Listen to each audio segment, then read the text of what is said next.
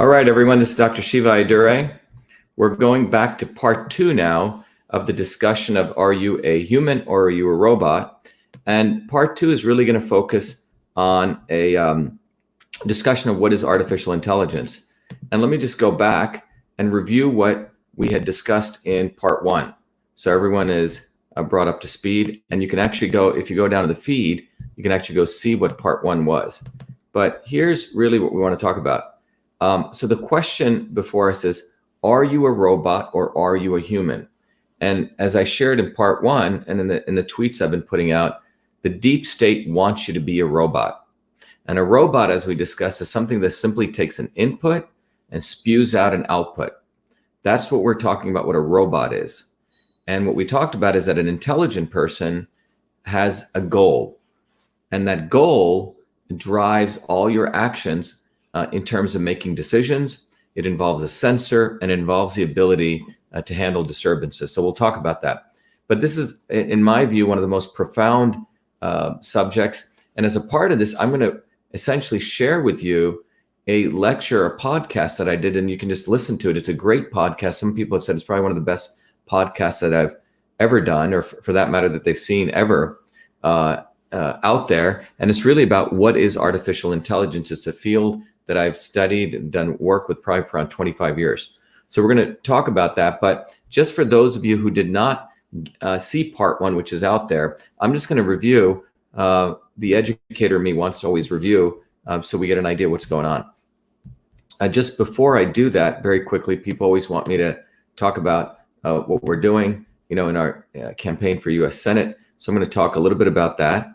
So if everyone goes to shivaforsenate.com, let me go up there. And if you go to shivaforsenate.com, SHIVA numeral 4 Senate.com, you can actually have an understanding of what's going on with our Senate campaign. I'm just going to open up another window so it's a lot more easier for people to see this, so I don't screw up something I've done here. So if you go to shivaforsenate.com, I'm going to open that up. I always like to review what we've been doing here. So let me just share that screen out with you. And here we go. Yeah, so if you go to shivaforsenate.com, this is our website. Everyone knows that I'm running for U.S. Senate in Massachusetts. And as I've talked about before, the U.S. Senate race in Massachusetts is quite profound, because when I first came to Boston, I was told this was the Athens of the world, which meant this was a place where there was amazing knowledge, people would discuss and discourse, etc. And over the many years that I've been here, what I've realized is that this in some ways has become the deep state Babylon. We have the quote unquote Mecca of medicine. We have the big pharma companies here. We have Facebook and Google and Monsanto. You have MIT and Harvard. In literally about a 1 mile radius between MIT and Harvard, if you were to draw a circle between those two, you essentially have the foundation of the deep state. And I've been in some ways fortunate, unfortunate, whatever way you want to look at it, to have had the opportunity to actually work in that environment, study in that environment. And I've really learned the ways of how these people operate. But one of the things I've learned is that we're at a point in history that the deep state is completely consolidated. And what we've seen with this coronavirus, what we've seen with everyone suddenly starting to just be corralled into behaving a certain way based on false science, tells you that we're at a very interesting turning point in human history. And I believe Massachusetts is the center of that turning point. Winning here, the battle for truth, freedom, and health, which is what our campaign is fundamentally about, will be a huge win for all of us. So when you go to the website, you'll see that clearly that the entire logo here says truth, freedom, and health. And without freedom, we can't practice science to get to truth. And without health, without truth, we can't really get down to understanding what's right for our bodies from a healing standpoint. So that's what this is fundamentally about. That's what our campaign is really about. How do we get to truth, freedom, and health? So I encourage everyone to go to that site, study about it. Let me just, I think I did something screwy here, there. And in addition, one of the core things we've done is that my goal, as we're going to teach everyone, is to really understand systems and how systems work. So people who go to the site and contribute to the campaign, I give you guys an awesome gift called System and Revolution, which will teach you some of the principles I discussed in part 1, and access to a very powerful tool called Your Body, Your System, which I wrote by myself. And if you go to yourbodyyoursystem.com, you can understand what this tool is. It's a tool that really helps you understand your body as a system. So by answering a set of questions, you actually determine what kind of system you are, and then you figure out how you are deviated, disturbed from your own system. That's that black dot. And then how inputs of food, nutrition, exercise can bring you back to you. So that is Your Body, Your System. For those of you who are outside of the United States, you cannot donate to our campaign. It's not legal. But if you want to take advantage of Your Body, Your System, go there directly. And by the way, I think it's like $25 to use it. But if you can't afford that, we're giving scholarships there too. For the people in the United States who want to contribute to the campaign, as we've shared before, if you just want to go to shivaforsenate.com, you can go right there and support the campaign. And same thing, it's $25, but if you can't afford that, pay whatever you can, or send us a note that you want a scholarship. The other piece that's also very important is we have, if you say take action here, we have the petition to fire Fauci. As you know, I was a guy who led this entire move that Fauci should be fired. And as you see here, we have the Fire Fauci petition, and we're up to 97,186. So we're literally about 2,800 away. And this I was going to deliver to the president once it's done. But you can see here we have close to 3,000 doctors and PhDs who've signed up. You see there's 2 doctors right here. So everyone should go to that website, to shivaforsenate.com, support the campaign. This is your campaign for truth, freedom, and health. And in addition, look at the Fire Fauci so we can do there. So we can get rid of them and send a clear message. So shivaforsenate.com, that's our campaign. It's your campaign. It's our campaign for truth, freedom, and health. So let's go to the second part of what we want to discuss today. And as part of that discussion, I just want to do a quick review, as I mentioned, because I think it's really good to review things. And let me go here. Okay. So what do we want to talk about? We talked about, this is a question we want to answer. And last session, in part one, I shared with you what occurred after I went back to India and I was able to integrate Eastern medicine with an understanding of systems theory. And what I shared with you was that there are 2 types of systems in the world: a dumb system, which is it simply takes an input, gives an output. And these are the properties of those systems. Information is transferred, it's converted, and it's stored, but ultimately it's an input and an output. And then I shared with you that what is an intelligent system? An intelligent system has a goal. Most importantly, it is able to take the output, sense where it is, and bring it back to a controller, which is your mind, which then can make a decision. Okay, here's my goal. I'm actually sensing I'm off target. And then I can send in a new input to put me back on target. And this is all done in the face of what we call disturbances. That's what we talked about. And then in that context, I talked about how the Your Body, Your System, it really helps you understand your goal, which is your body as a natural system state, how you're deviated from that goal, and then how do you bring your body back to that goal, okay? So that's really the notion of Your Body, Your System. But the same thing, you have a goal. And the interesting thing with the body is nature gave you a natural system state. And the idea is to understand what that is and then do the right thing so you bring your body back to you. And that's what we did really with Your Body, Your System. It's not really a medical diagnosis tool. People can use it because it's quite valuable for really understanding how your body is actually fundamentally a system. That's what it's really for. But again, if you look here, it helps you understand your goal, how you're off target, and how to bring you back to target. But that's really the principles of this approach here. Okay, so I'm going to now really let you know that what I want to do is I want to share with you this podcast that I did about a year and a half ago, where I really got into now what is artificial intelligence. All of you have heard this term, and what I'm going to share with you here is that we already live in a world of artificial intelligence, meaning, and that started when the assembly line started, where we started putting humans to do, like robots, certain things. So it is a very different definition. This comes from not some expert who is like talking about AI. You're talking to someone who actually has practiced AI, has studied it. For 20 years, I built many, many technologies to actually do what's called pattern analysis. So that's what I'm going to share with you right now. And for those of you on Instagram, Jen, I think Jen's there. Jen, are you there? Let me see. I think Jennifer's there. So for those of you on Instagram, I'm going to end this session and Jen is going to do a highlight where you can literally go. So you can do two things. You can go to the highlight or you can go right to Facebook and you can hear it because that's where I'm playing it. Because and those of you listening here, I'm going to play it for you now so you can follow along.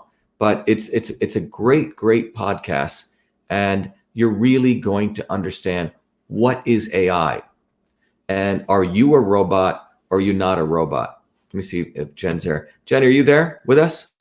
Jennifer? Yes. Okay, great. So Jen, I'm going to end. So those people on Instagram, it's not I want to abandon you, but Jen, we're going to, you're going to point them to the Facebook, right, Jen, as a highlight? Correct. They can go to Facebook, or I'll also do a swipe up so they can go to the podcast directly. Yes. And do you know what that podcast is, Jen? Yes, I'm looking at it right now. Okay.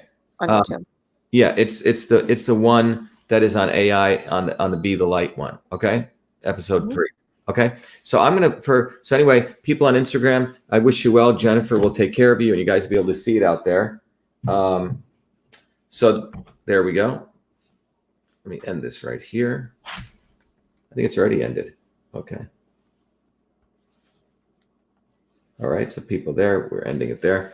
All right, Jen. So we're going to start there. So here, back to people on Facebook, on YouTube, as well as people here in we have also people on Periscope. So let me start this here. Let's go right to this. Right here. Okay. So here we go. AI and artificial intelligence. So that's what I want to talk about. And obviously, Marcelo and Richard, you guys are represented in many ways of sort of popular culture. So, you guys feel free to step in and jump in on any of these questions, and I'll go deeper. But the field of AI is really about fundamentally, how do you take human intelligence and replicate it using machines? That's what it's really about. So some very interesting terms I just used. Human intelligence. The primary word there is intelligence. In podcast 2, we talked about intelligence from a systems perspective. So one of the things we really need to do is define what is intelligence. Before we talk about human intelligence or artificial intelligence, and we'll get into some very deep issues of what is the difference between a human and a machine? And even more deeper, aren't we all machines? So what is the difference between artificial intelligence and human intelligence? We'll get into this. But fundamentally, think about a quote unquote intelligent activity a human does and being able to replicate that with a machine, right? So if you want to go to some very simple ideas of this, you could think about a calculator as a form of artificial intelligence, right? When I was growing up in India, my great-grandfather could do, fractional multiplication in his head, all different kinds of fractional multiplication, because he had to know how to do that when he was farming, and you had to, for commerce reasons. A lot of mathematics really came out of commerce. We didn't really need mathematics until we started to do commerce. You had things like the abacus that people used for doing calculations faster. When computing came, we started developing chips. We started outsourcing some of those computations to a thing called a calculator.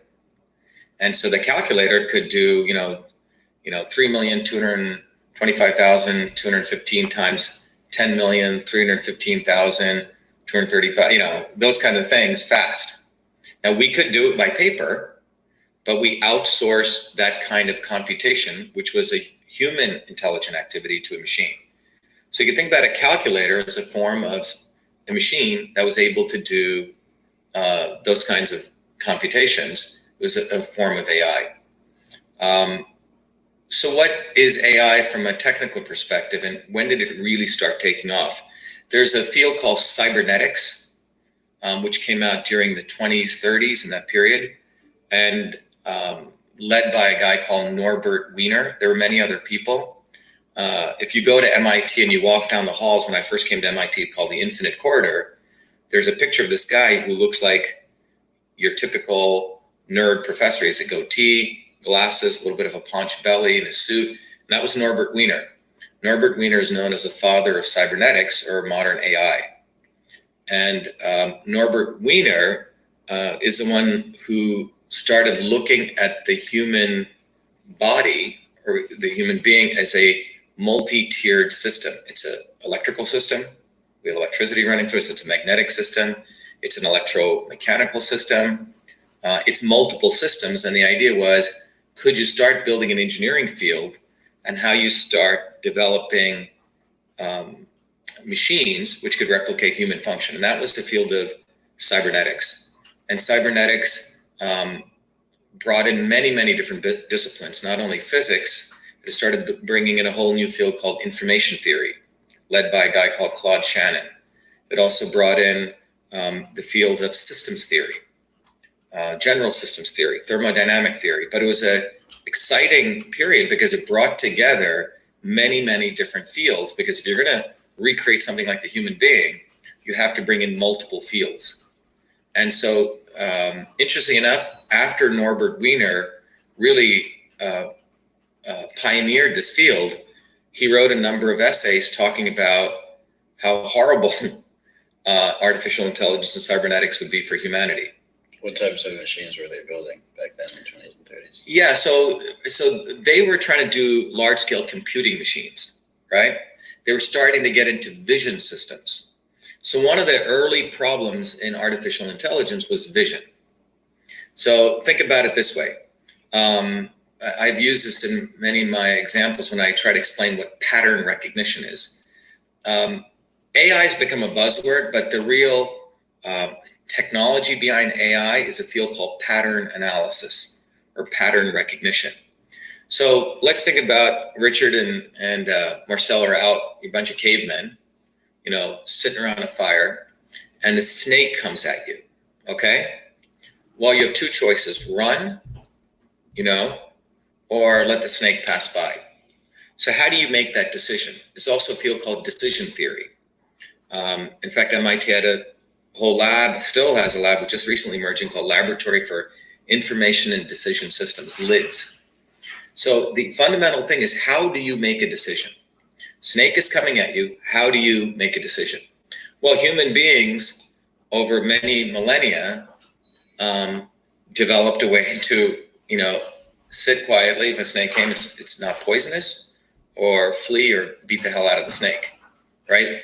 That was a process that human beings went through, or they survived, or they died, right?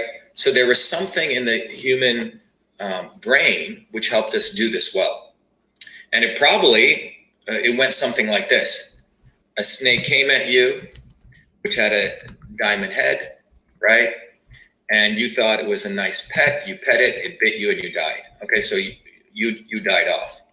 And let's say Richard's clan continued to live, because they said, wait a minute, diamond-shaped head. I saw that before, and it bit someone else, and it caused them. So that knowledge in Richard's clan was passed on, and he probably taught it to other people. So they had transfer of information from one being to another. And by the way, culture is ultimately a transfer of knowledge. Do you think there was ever like a natural instinct of people just getting a feeling that that's like that's a great question. Yeah, that looks or something right away. Right. The very first time. Right. So there are theories in behavioral genetics which say some of this may be hard coded. It's not learned. Yeah. It's hard coded. And the more interesting thing is that the genes can pass on learning. Like you can learn something and pass it on. Gets into a whole nother, again, that's another podcast. But the issue is there was a set of knowledge and learning that Richard learned that Marcello didn't, let's say. Caveman Richard versus caveman Marcello.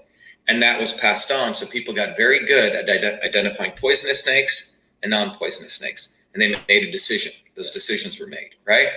So, and you can apply this kind of knowledge transfer and this kind of learning patterns and passing them on in many, many different ways. It could also be for foraging for food. Mushrooms. Some mushrooms you eat, they can kill you. Other mushrooms you eat and you die, right? So you could argue that the existence of human beings today was through a whole history of learning decisions, and then using those decisions to pass on to others. And so how does all of this occur? And this was really the question of cybernetics or pattern analysis. How does this occur? How is knowledge acquired? How do we learn? Learning and knowledge acquisition are some of the most important things, because you have to acquire knowledge and you have to learn and you have to get better and better doing it. So just forget the word AI, just think about this area of pattern analysis and how that took place. So I've shared with you how my grandmother could observe someone's face and look at the patterns of that face and figure out if the person had a liver issue or a kidney issue or a heart issue, etc. Well, that was a pattern analysis problem. In fact, the ancient rishis of India, when they were in the woods, they would analyze all sorts of patterns. They would look at the patterns of plants, their leaf shapes, and they documented these very, very in beautiful, detail. So they knew these sets of plants were plants that supported liver function or kidney function or this, and they learned this over time, and they enumerated it, and eventually they built an intuition. And we'll talk about that when you bring up the point, Marcelo. Maybe right away. So people say repetition is the mother of skill. So there is an aspect of learning that takes place. The more you do something, it becomes intuitive. Everyone thinks, intuition is something like magic. Well, it turns out the more you do something, your brain actually learns, and it gets faster and faster doing that. And that was the basis of one of the tools of artificial intelligence or pattern analysis called neural networks. And we'll talk about that. All right, but the bottom line is there's a learning phenomenon that takes place that you pass on, and that determines how successful you are. So in that 30s period, a lot of this was driven, frankly, by war, right? To create, the 40s were starting to, World War I and II drove a lot of this. You were saying the founder was warning, he was warning us of the dangers of cyber. Yeah. So Norbert Wiener, after he is considered the pioneer, actually warned people that we probably should not do this because of the effect it would have on human labor. It would put lots of people out of work, and that it may not actually give us a life that we actually deserve. There are certain things human beings enjoy doing, like physical labor, that actually could be beneficial for. He wrote a set of essays on this. Did anyone take him serious, or was he? I think some people did, but you have the march of the military-industrial academic complex. So give you an example of so all sorts of people got into pattern analysis, or again, what we say is AI today. Some behavioral psychologists got into it. Now, one of the very famous or infamous people, I don't really care for, a guy called B.F. Skinner. Skinner is known as the school of behavioral psychology. He made a lot of inroads to the military and the Navy because he proposed the pain reward model, right? The way you train animals or people is you give them pain or you give them reward.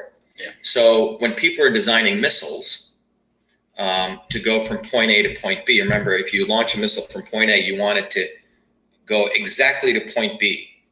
Well, so, and this was the basis of what are called cruise missiles. So what the military did at one point, this is before computing really took off, is that they designed a missile, and inside the missile, they put a TV monitor. And the TV monitor had a line between point A and point B. Okay, so the TV monitor literally had point A, point B, and a line connecting point A and point B. And they put a pigeon inside the missile. And the pigeon had an electrode conductor connected to its beak.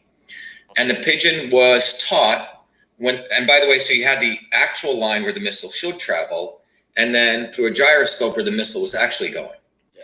And the pigeon was taught if the second line deviated from the first line to peck on the monitor, which gave it feedback, so the missile would make adjustments to get back to its goal. This was basically before inertial guidance. Okay.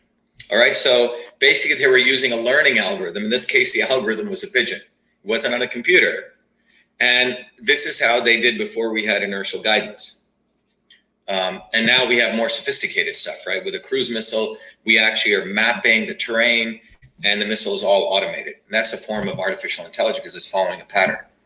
But the concept of using animals or other people to automate things faster is the whole history of artificial intelligence. You can even think about AI as being, when we went from when the industrial era started, you have a manufacturing line, right? You want to produce a paper clip, right? And so one person doing it by hand, you started setting up a manufacturing line. One person simply, one set of people simply got the steel ready, right? Another set of people cut it. Another set of people, wound it up, right? Another set of people packaged it. Now that may not sound like AI because you don't see a non-human being being used, but in many ways that was the foundations of AI, because you use carbon-based creatures called human beings, but you organize them in a very systematic way to do very particular things. It's using pattern recognition, right? Well, not only pattern recognition, but separation of labor for very particular tasks. And then, as machines could do some of those things on an assembly line, you started replacing pieces of that, right? So I think the general thing, I think something quite different than you'll hear anywhere in any other podcast you're going to hear. I want to define AI not as a function of a non-carbon-based machine, but AI in the concept of how you take some function that human beings do, and how, whether we use a human being or a non-human being, how it is systematized so you can get better efficiency. That's really a much more broader definition of AI. So I would argue when we started creating the manufacturing line, giving people very specific things to do, that was a form of AI. But we were just using human beings to do very particular things versus the individual doing everything end to end. Yeah. Okay, so because then once you figured out that system, then you start replacing pieces with machines, right? So think about the Ford Motor Company or Chrysler, how they built cars. Initially, I guess, what Henry Ford fundamentally did, you could call Henry Ford, he's not known as a builder of the car. Everyone gets this wrong. He's known actually as the father of manufacturing line, where he wanted to create a car that everyone could buy. But what he did was he created the manufacturing line. He systematized a process so people are doing pieces. And then as you see that advance, then when machines came and computing came, you started replacing. So you had maybe the machine automatically paint. It had vision systems, which could automatically paint. Then you had automatic robots, which did the bolt, right, screwing, etc. But the notion of AI is not just transferring it to a machine, but it's about figuring out a process to do things faster and faster and faster and faster. It just so happens, we start calling it artificial when we transfer that knowledge to a non-carbon-based entity, Yeah.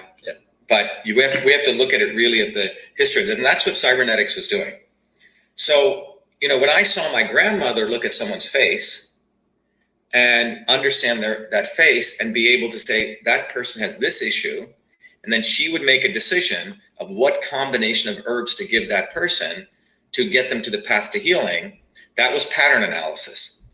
Now, in the Indian system, for thousands of years, they wrote a book called Samudrika Lakshanam, which literally had every feature in the face drawn out very precisely. If you see, a furrowing, a line between the two eyes, that meant there was a liver issue. If you see, certain things under the eyes, kidney issue. If you see a spot on the nose, that was typically a heart issue, right? So I'm just giving you the high level, but they had enumerated all these patterns. So after a while, people studied those books and they learned, but then they got better and better and better. And it was no longer doing it by rote, they built their own intuition because their own computing took over. And we'll talk about this when we talk about neural networks. Interesting enough, there was in the Sloan Management Review, which is an MIT publication, many years ago, I think about 5 or 6 years ago, they wrote a article on intuition, which was really looking at how do chess masters make moves. And if you've ever seen the old pictures of Bobby Fischer, where there's like 50 people lined up and he just goes table to table to table and he makes a move, like he's doing a ton of moves and he wins all the games. Yeah. Well, it turns out the difference between a chess master and a non-chess master is that chess master over time has seen so many patterns that it's automatic. This pattern, make this move. Under this pattern, make this condition. All basically they're training their brain. They don't even think about it, really. It's what you call intuition because, well, they are thinking, but the thinking is firing at a level that's beyond the actual thinking at a very step-by-step manner. Another way to think about this is think about learning to ride a bike or learning to ski. Well, if you've never skied before, you're up on that hill and you're learning to ski, the teacher's telling you stuff, put your pressure on your left foot if you want to go to the right foot if you want to go to the left. Well, when you first learn skiing, you're wobbling, you're going all over the place, you're falling down. So there's this process of learning that's taking place. And then you look at an expert skier, they're coming down the hill at 100 miles an hour and they're making very subtle movements, finesse. Yeah. So what's the difference? The difference is there is physically something that's differently wired in the brain of the professional skier versus the novice. Think about when you learn to bicycling, right? I mean, obviously something biochemically has changed when you first learn, and then later on you're just bicycling, you're not even thinking about it. Even driving as well. Even driving. So William James, in fact, there's a building, if you're in Harvard Square, called the William James Building, which is named after William James, who's known as the father of American psychology. So William James wrote a very famous essay called Associative Memory. And what he conjectured, this was before neural nets came, was that if you look at when you learn something or when you experience something, that literally creates physical connections in your brain between brain centers. So he had this notion that something was changing in the brain, and he called it associative memory. So when you learn to bicycling, there are a set of parts of your brain which are actually instantiating, which means saving that learned knowledge in the brain. It has to be saved, right? It has to be stored. That's like building neural pathways. Neural pathways. So, but he was the one who came up with this concept of associative memory. Around this time in the 40s, they developed a theory called neural networks. And the idea was people are saying, well, how does that learning occur, like physically? And could we create computers which emulate, which means duplicate that kind of knowledge? So the idea was this. Imagine if you looked, when you have time, you can look at what are called neurons, okay? They're nerve cells. So you have two nerve cells. And the nerve cells, very much like other cells, have membranes, they have a nucleus. But neurons also have these things called dendrites and axons, which interconnect.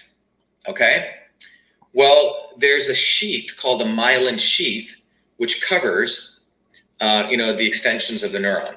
Okay, so it's been shown now that when you learn something, what actually grows is not the nerve cell, but it's the cabling between nerve cells. So think about if you have a live wire in your home, you plug it in, the copper wire, and then there's a plastic around it. That's called the myelin sheath. That actually gets thicker and thicker and thicker. It's like when you work a muscle. It's very interesting. We all have the same number of muscle cells when you're born. It's fixed for men, for example. And when you actually get stronger and you work out with weights, you're actually increasing the size of the fibers. Okay?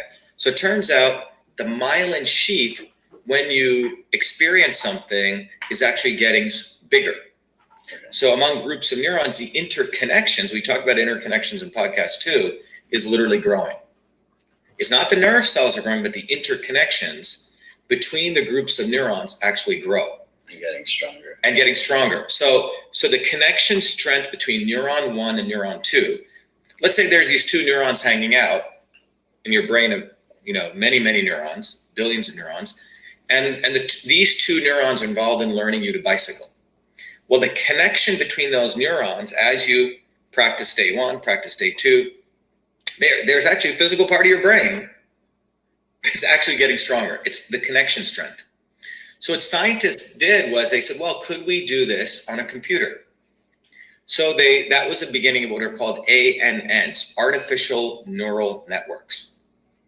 And so they literally created the mathematics and the computing where they could input something into I'm going to call it a black box of neurons, and an output came out. And what they would do is train these neurons. So what they could do is, I'll give you a simple example. I worked on this many years ago. By the way, I think I mentioned to you, AI or pattern analysis has been sort of the foundation field that I was always interested in because I wanted to understand how my grandmother was able to do that pattern analysis. So when I first came to MIT, one of the earliest projects I worked on, this was for that matter, in 1978, when I was working at the University of Medicine Dentistry, one of the things in using quote unquote AI or pattern analysis was babies die in their sleep, some of them. It's called sudden infant death syndrome. All right. And human beings have 5 states of sleep. We have REM sleep where we're having dreams. We have transition sleep. We have waking state. Anyway, adults have 5 states of sleep, and you could literally map it on over time. If you look during a 24-hour day, you could actually plot it. Children, babies, however, have 6 states of sleep. So we were trying to predict when these babies, by the way, sudden infant death syndrome is when a baby suddenly stops breathing. It's a very scary thing for parents. And what happens if the baby stops breathing, if you shake the baby, you can resuscitate them. So the idea was, could we predict when a baby would go into that sudden state of not breathing, which is called an apnea, A-P-N-E-A. So we had Montefiore Hospital in New York at the time gave us 48 hours of sleep data. So we literally had minute by minute by minute the sleep states of babies. And we also had when that baby stopped sleeping. So I built some of the early algorithms to see if I could correlate the sleep patterns to a particular point when the baby went, stop breathing. So you do look at like the minutes right before, see what pattern that. Well, yeah, so you look at the historical patterns of sleep patterns. And so the idea was, and we built those. So I built a whole mathematics where, because I had all this historical data, my system could learn from that. And I could see if I could predict a pattern. And we got some very interesting data. There were definitely certain patterns which were correlated to the apnea. And we published that in a paper. My point is that pattern analysis allowed us to make a decision. And technologies like these could get input into a shaking crib, for example. So if you detected a sleep pattern, you automatically shake a crib. That was the action. Okay? Is that what they do nowadays? Yeah. Well, there's that's one of the methodologies you can do, right? Or you can set off an alarm. My point is that was an example. This was when I was 14, before I built the first email system. That's what I was working on. But it was using mathematics to look at a pattern. Now, when you look at these patterns, what you're trying to do is you're trying to find out, is a recurring pattern. And the math, which I can't get into in a podcast like this, is known as statistics. So statistics is where you're looking for particular patterns, probability of these patterns. It's probability and statistics fundamentally. Yeah. And in probability and statistics, you can have a single input or multiple inputs and multiple outputs. In this case, what we're looking at was, the sleep pattern, and we're looking at actually there's 6 patterns, right? So you have 6 inputs potentially, and you're looking for the output of 2 potential outputs, which means the baby stopped breathing or it's continuing to breathe. So every time step, every minute, you're getting 6 inputs into your system, the baby's sleep patterns in one of those states, and potentially, is it breathing or is it not breathing? Okay? So you're trying to do a correlation of these sleep 6 states into these 2 output states. Got it? So remember, we talked about input and output. So that's what you're trying to correlate. And then you're trying to build an algorithm. Can it predict one of those two states, sleeping or not sleeping, from one of the 6 states of sleep? So this is fun. By the way, what I've just taught you is AI, the mathematics of AI. It's an input pattern coming in and an output pattern. And can you predict that output based on a particular input? You guys got it? So are you using a special program, or is it... So we would build algorithms to do that. So the algorithm varies by the field that you're in. Okay? So at the heart of this is statistics. Yeah. That is currently being used. So what way, by the way, you could model this is you take a bunch of inputs, you look at the output, and then you build a pattern, right, of prediction. Yeah. After a while, if the inputs and the outputs you're so good at doing this, you can, and the math is no longer based on probability. Now listen carefully, or statistics. It's based on an equation. It's called a law. It's not even, so for example, let's look at, everyone's probably heard of E equals mc squared. Einstein's equation, energy equals mass times the speed of light squared. Or F equals ma, one of Newton's laws. Force is equal to mass times acceleration. Well, how did Newton come across that? Well, he literally, that's called a law. It's not statistics. Is that he literally had a table of, I put in X force, right? I saw Y acceleration, right? And mass was a coefficient, okay? So like this, he built a table. And then he saw this pattern. Hey, every time I increase force, acceleration goes up. But it's a function of the mass, right? So if I have a body with, mass X, right? Keeping the mass constant, and then he changed it. So that was something, so F equals ma is literally a law, okay? So the question is, if you have a snake coming at you, should you run? Well, that's a little more complicated. Can you build a law around that? Potentially. If you see enough snakes, right, and you see poisonous, non-poisonous, let's say those are the two outputs. So what neural nets are actually a way, everyone uses the word artificial neural nets. You'll hear all these nerds will use all these complicated language, but ultimately it's statistics, okay? They're just doing probability statistics. The problem with the nerds is they try to make themselves more important than they really are. All they're doing is statistics. And in fact, the field of AI has been, frankly, a fraudulent field in the sense, because it's been filled with people who basically been doing statistics for a living, and they've been branding it as different things because they get tenure and they get professorships, etc. I see. Yeah, that's a very simple way of putting it. It's statistics. Okay. Now and it's a way of doing pattern analysis. So think about it broadly. These people are doing pattern analysis. Think about the snake analogy. Snake is coming. Should I run or not? Okay. So what is pattern analysis? So pattern analysis, you can break it down into 3 fundamental boxes. So if you have a piece of paper, right now, you can put the piece of paper in landscape mode, and in the far left, draw one box, in the middle, draw another box, and the far right, draw another box. Okay? And what you have is you have 3 things that you need to do to be able to do pattern analysis.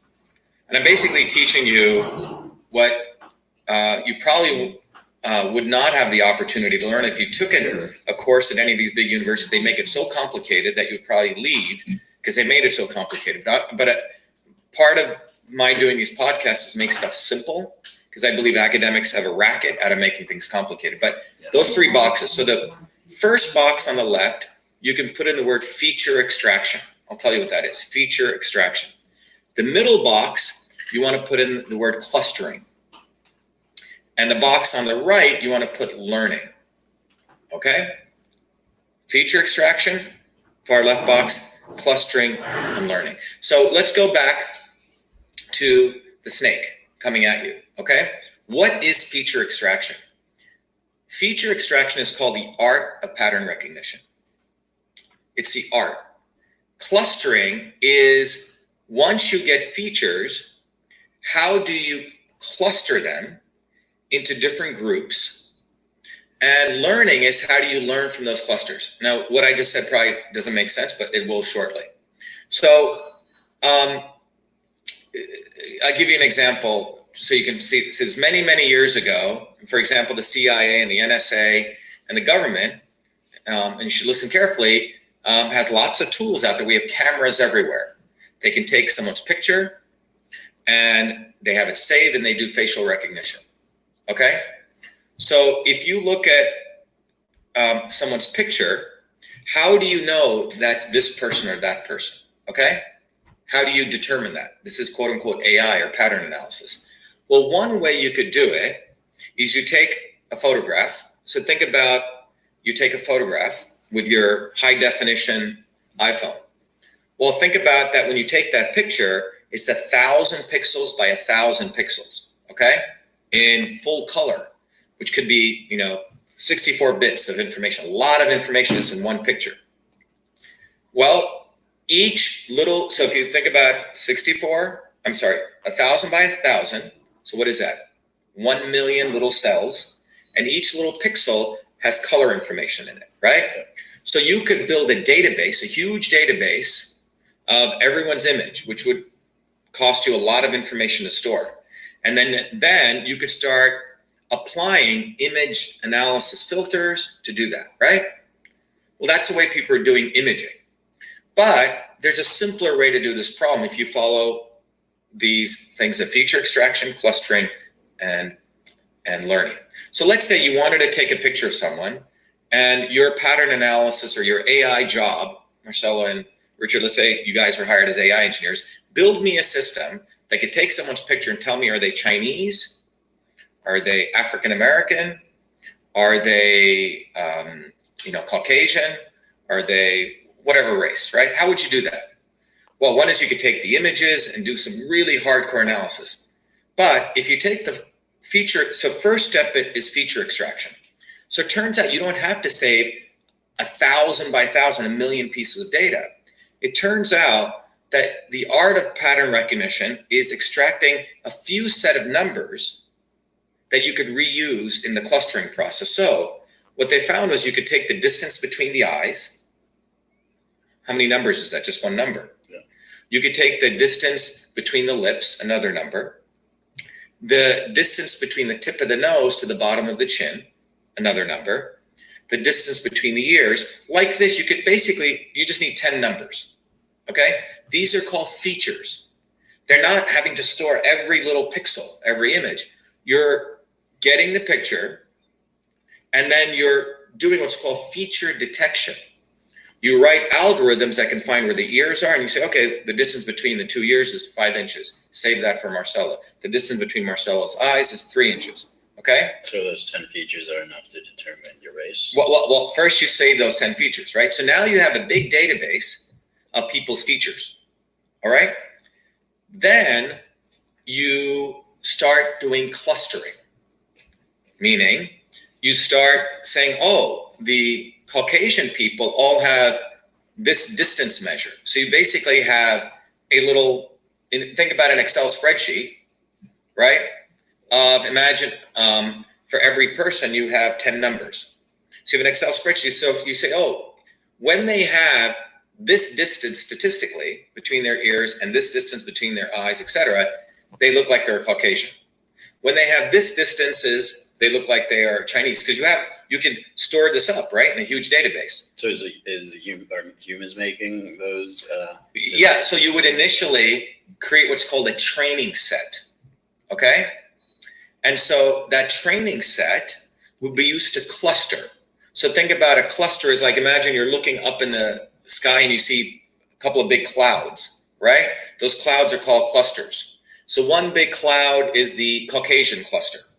Another cloud is the cluster of Asian Americans, right? Or Asians. Another cloud, I don't know if I'm being politically correct here. It doesn't matter.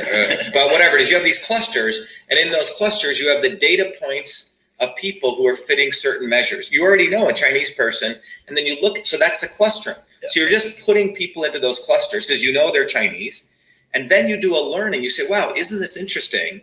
The people who are in the Chinese cluster all have this common distance, okay? Or the people in the Caucasian cluster. So now you're learning.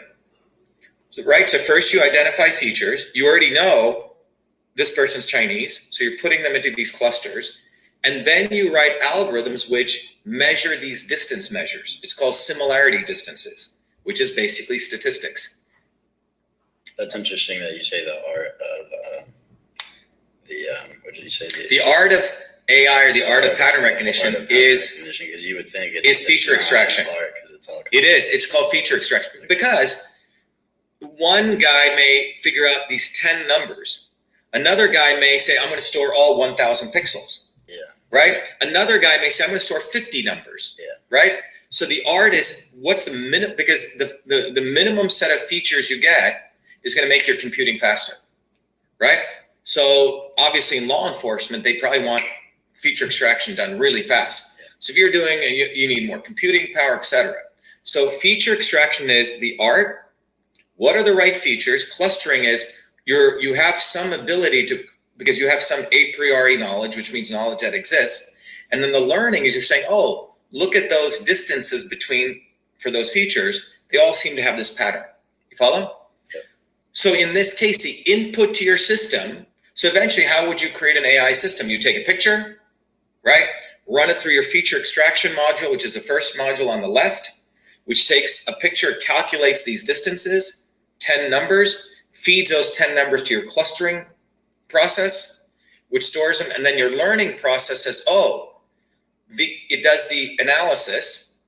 And then, by the way, once in a while, you may find something new. Let's say you finally had a Native American, which you'd never coded for.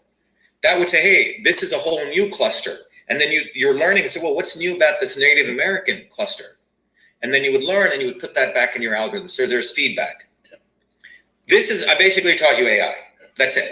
And then I guess the bigger picture is what is that all getting used for, right? Some of that might be meaningful and useful, but then some of that other stuff, it's like, what do we really need this data? Do we really need to find? Yeah, so it's a good question. So, so once you start learning, you acquire lots and lots of data, and as your system gets better and better and better, by the way, this is called confidence level. So when you're doing these, so when these AI systems are being trained, initially your accuracy is probably like nothing, right? And then your accuracy increases and it gets better and better and better. Eventually your AI system, this system is doing as good as a human being or even better because it can notice subtleties. Like you can have Chinese people who grow up in America versus Chinese in China. Like you can start splitting these clusters into even finer clusters. So I'll give you a couple of examples that I've worked on that shows you that the same process you apply. So I gave you the example with sudden infant death syndrome. Well, same thing. What we noticed was the features there were the states of sleep, right? Those are the 6 features, the different states of sleep over time. Many years after I did that work, when I first came to MIT, there's a very interesting phenomenon called TADOMA, T-A-D-O-M-A. Probably you've never heard of that word, but it's how deaf-blind people communicate. Think about if, for a second, if you close your eyes and you are deaf and you cannot see, how do you communicate with another human being? Helen Keller, if you remember, was deaf-blind. So deaf-blind people, if you go to see a deaf-blind person or you want to communicate, if they learn this technique called TADOMA, they're able to actually understand you.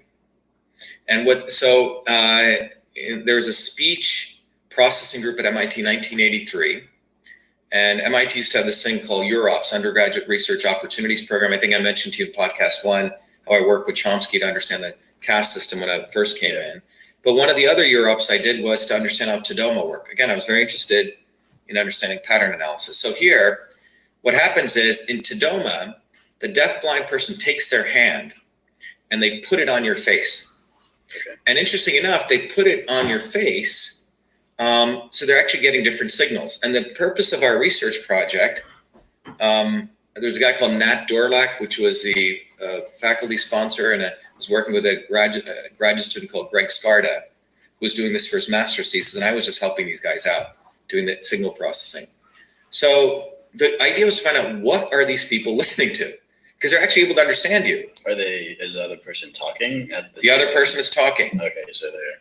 feeling the movement of the lips, maybe. That's one. What do you think, Richard? Yeah. So what are they listening to? Well, let's just step back. It turns out that 1 square inch of your finger pads have more sensors than your retina. So think about that. You ever hear the thing, you can look but don't touch? Yeah. There's something to that, because your fingers are amazingly sensitive. So what we found out was they were actually listening to 7 different signals. So when they put their hand on your face, they're listening to your upper lip moves up and down, your lower lip moves up and down, but it also moves horizontally. So there's 3 signals there.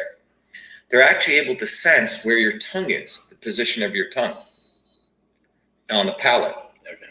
They're able to also understand your breathing and your jaw movements. So it adds up to around 7 signals. So by purely putting their hand on your mouth, they're able to capture 7 signals. So what we did in the lab was we literally created a device where, first of all, we actually brought in people, had them speak, cat, dog, mouse, and actually had their waveforms, and they were actually measuring these 7 signals. So we were creating a database, and we were using these features, these 7 features, to map, to cluster to these words. You following me? So here the cluster were words, and we had the 7 signals. And then we were doing learning to figure out how these 7 signals match to actual waveforms of individual words.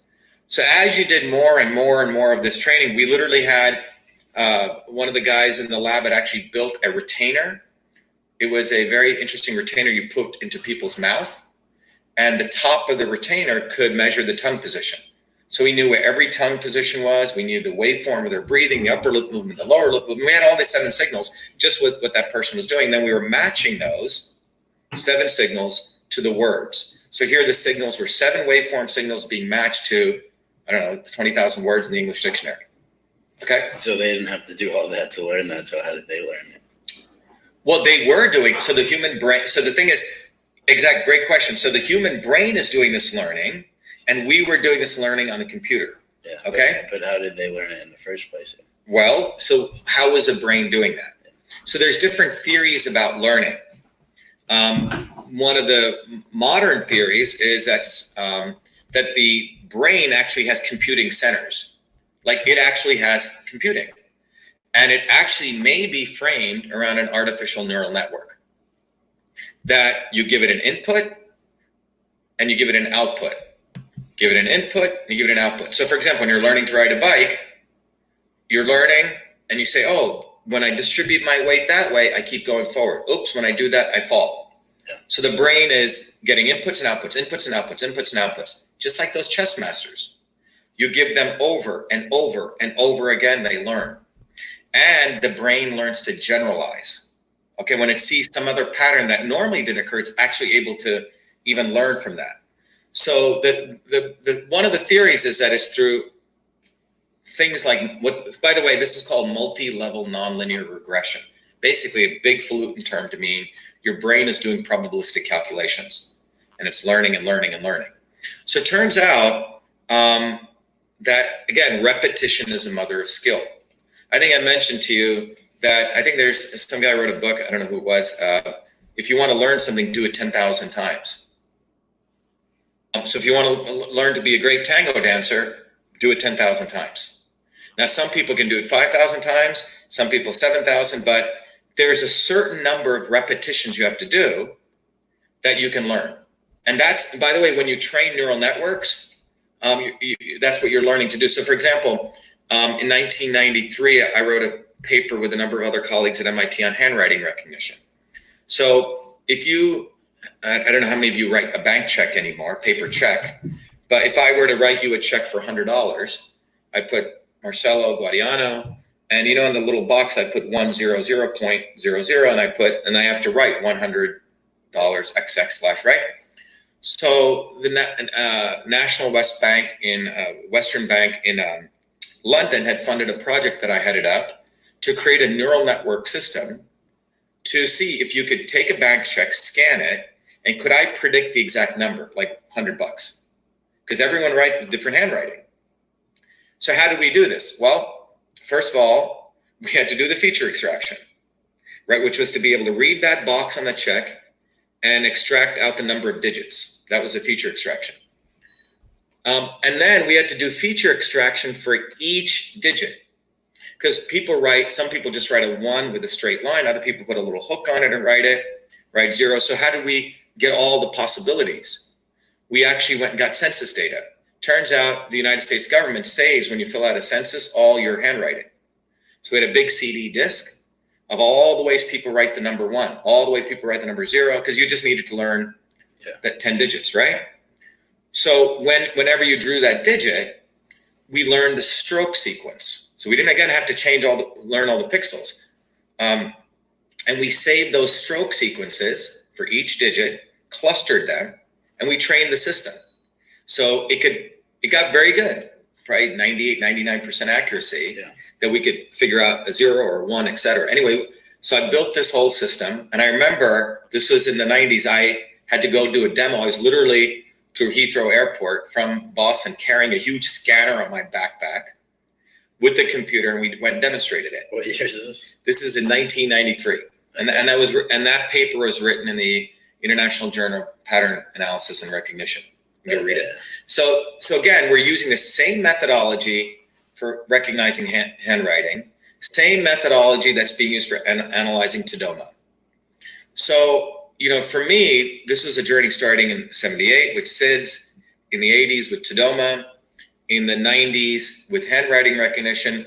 So in 1993, 1994, I was very much into pattern analysis, and I came to the conclusion that the whole field of AI was a sham, because everyone was doing the same things, which was feature extraction, clustering, and learning. They were all putting different terms on it to own their academic discipline. So when you did speech recognition, they called it speech recognition. Other people called it, in their field, and other people would call it sleep analysis. But if you looked at the fundamentals of this, it was feature extraction, clustering, and learning. It's statistics. Yeah. It's statistics. So I said, couldn't I build a common system that I could use a new technology, a platform that you or Richard could use to apply broadly to all different types of universal problems, whether the signal coming in was a sleep pattern of a baby, whether the signal was a handwriting thing, or whether the signal was a document or speech. So that was the basis of my thesis work, which I called information cybernetics. So when I came to in 93, 94, after I finished my master's, and by the way, my thesis never fit in any one department. It wasn't a mechanical engineering thesis. It wasn't an electrical engineering thesis. It wasn't a media thesis, right? Because I had degrees in all those three. So I actually had to create my own department. It was an interdepartmental program. It had to get approved by the dean of the School of Engineering. We had to fight for it. And so I was doing that work starting in 93. And I was making headway into creating a whole new foundational base for doing any type of pattern analysis problem. And while I was doing this, I was called to participate in a competition for analyzing President Clinton's email. This too was a pattern analysis problem. So if you remember 93. Not Hillary Clinton, right? No, Bill Clinton. Yeah, No, this is Bill Clinton's email. When you say Clinton and email, everyone thinks Hillary. Yeah. Right. This is to do. So remember what I said? The invention of email, the system as we know it today, took place in 1978. And email was used in the office environment. In fact, in 93, when I used to do seminars, a room full of 1,000 people, you asked how many people had an email account. Very few people had an email account, maybe 2 people. But if you went to an office environment like Lotus or IBM, people had email accounts. And by the way, you don't need the internet for email. People were using email by interconnected computers, right? But in 93, if you remember, something interesting occurred. The World Wide Web came, WWW, which was a front-end graphical user interface to the internet, which made now the internet accessible to everyday people, point and click. Well, when that occurred, people started creating web-based versions of the email system that I invented. Hotmail, Yahoo, all these came out. So what did that mean? Now, millions of people started getting email accounts. And millions of emails start getting sent. So the White House, before, when people wanted to write to the president, they would write a letter. Dear Mr. President, I don't like your program on education. Dear Mr. President, I don't like your program on the Middle East, right? Or I support your position on education, right? Well, when these letters came into the White House, physical letters, the White House, believe it or not, had 147 buckets. And these buckets were termed education bucket, drug bucket, threats. And for each one of those buckets, they had a form letter, or sometimes they would get routed. And they literally had a form letter. So if you sent the president an email, I support your policy on education, he would say, thank you very much, Marcelo. And here's my, they'd have, here's my real policy. And they'd have a staffer sign it and they'd send it out. It was called the correspondent management system. So print mail set in, they bucketed into one of those 147 buckets, and they'd send you out a print mail. Well, when email came, the White House was being inundated. Okay, and they were using interns to do that. And again, I said probably shouldn't use the word interns with Clinton, but that's what they were doing that. So as email volume starts growing, now think about what they would have to do. They have to have lots of interns. So now they're getting way more mail. Well, they're getting, yeah, because email is so much easier to send. You don't have to put a postage on it. So the emails are coming in, and guess what the Clinton White House is doing? They are treating email like print mail. So when an email came in, they would print it out. And then they would only answer back to those emails which had a printed address. So they would print out the email, they would look into one of those 147 different buckets, and they would send you back out a print letter to your email. Seriously. Do they not think it would be easier to email them back? Or? No, you have to understand, they weren't ready for email, such a new thing. Okay. That's what people don't understand. This was new. Yeah. So the White House runs a competition, an AI competition, through the National Institute of Standards, which used to run this conference called Text Retrieval Conference, which was like an AI conference. And 6 publicly traded companies were invited. I was the only graduate student, which was because people knew I was doing something cool. So I was invited to participate. And this is what the government did in this contest. It was a blind contest. They gave you a bunch of emails, and they gave you the 147 buckets. So the emails are what? Your input. The 147 buckets are your output. So you had to take those, and there was too many that you couldn't do it by hand. Okay. So you had to, your system was measured on its ability to take an email and would have put it into the right bucket. They already had scored the right buckets. So you're looking at certain words, probably keywords. Well, the input is a document, which is an email, and you have to put it into the right buckets. Okay. Well, the long net of the story was I used this technology I created, which was a multi-hybrid solution. I didn't just use one technique. I threw everything at it because I realized that all these academics were doing little simple solutions, and then they were blowing it up. So in my feature extraction, I had like 7 different feature extraction methods. I had like 10 different clustering methods, and I had 3 different learning algorithms. You see, I took an engineering approach. I wasn't wedded to any one approach. Anyway, long story, I ended up winning this competition. So you had to find a way to separate the emails into each one of the buckets. So if you got an email, they already had scored this email was about education. This email was about this, right? Yeah. And some of them were death threats, and they had multiple different types of threats. So how did you figure it out?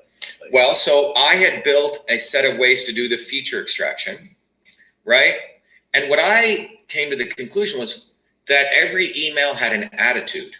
Okay. Every email had different things people wanted. Yeah. Every email had a different type of object of concern. Every email had different issues, and every email always told what people wanted. So I found these 5 features, 5 to 7 other features. This is the art of pattern recognition. Yeah, so I did that art because I just had the aha moment. I said, you know what? When people write an email, they think they're writing to someone. They say, hi, my name is Bill. I'm a CEO of a company.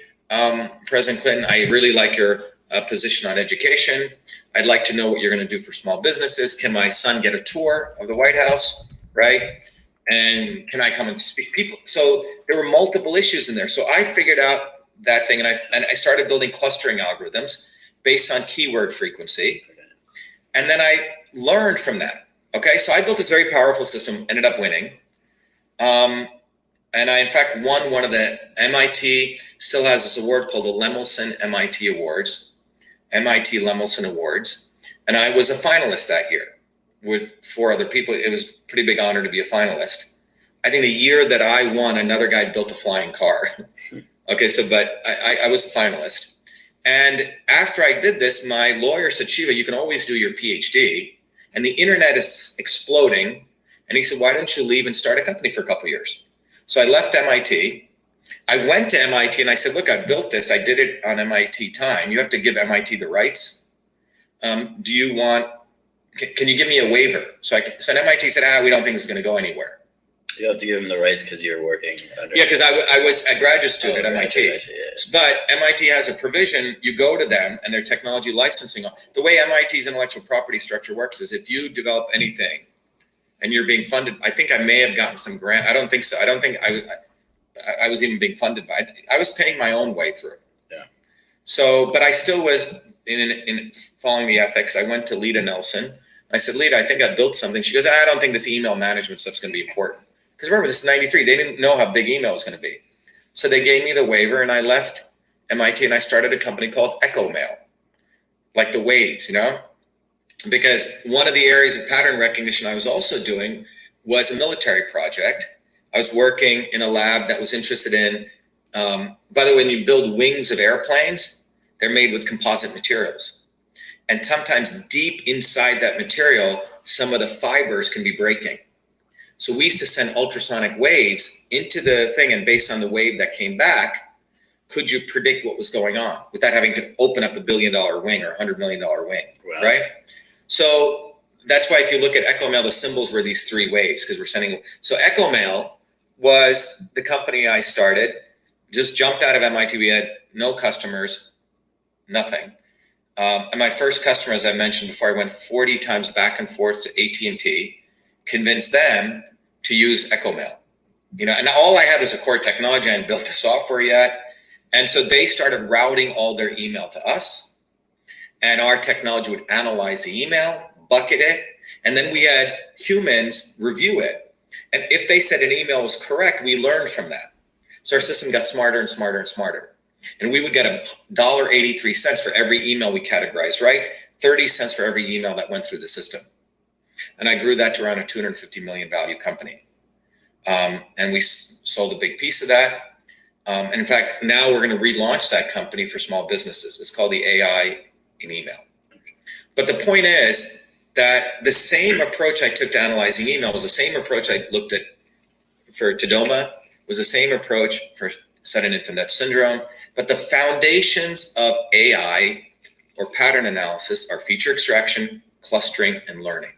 So you've basically gotten a course in AI, so when someone tries to highfalutin, that's all it is. And either you should ask someone, oh, you're working on AI, what are you working on? Are you working on clustering methods? Are you working on feature extraction? Are you working on learning? And they'll know you've sort of understood what they're doing, Yeah.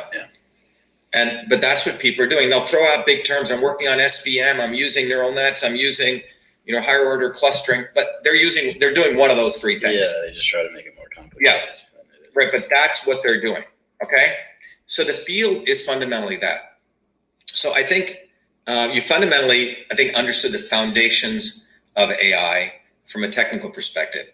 I think there should be another part added to that we're not thinking about is what's the bigger picture to that AI, like what is it creating for humanity? Is it something we should pursue or not? Like, is it bad for society, right? Shouldn't there be? Yeah, that's. So I think now we've talked about the guts of AI.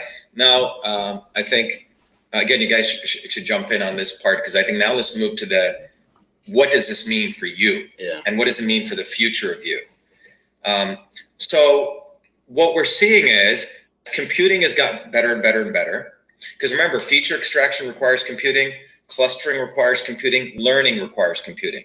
So as the technology gets better, we're able to transfer more, quote unquote, pattern analysis methodology what the human being has to the computer across many fields. We talked about, before we started, radiology in medicine.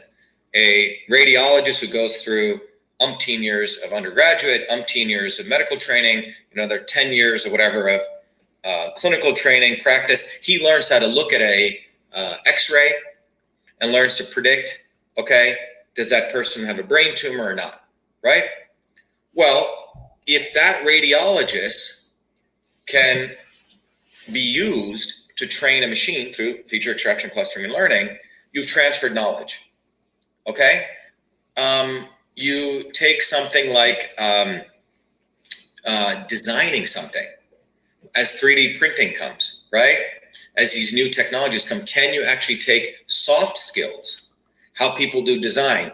Another AI project I worked on at the Media Lab was, if you look at a cereal box, or you look at a poster, someone's doing that design, we call a graphic designer. So I came up with the method that the system would predict all different favorable designs. It would come back, so you didn't have to go through designs, it would say, here are the best designs, and you could check one off, right? So the reality is, we're going to be able to take a lot of human skills, and through this process of feature extraction, clustering, and learning, transfer from what I call the carbon-based machine, which is you, to a silicon-based machine, which is something outside of you. So just think about that broadly.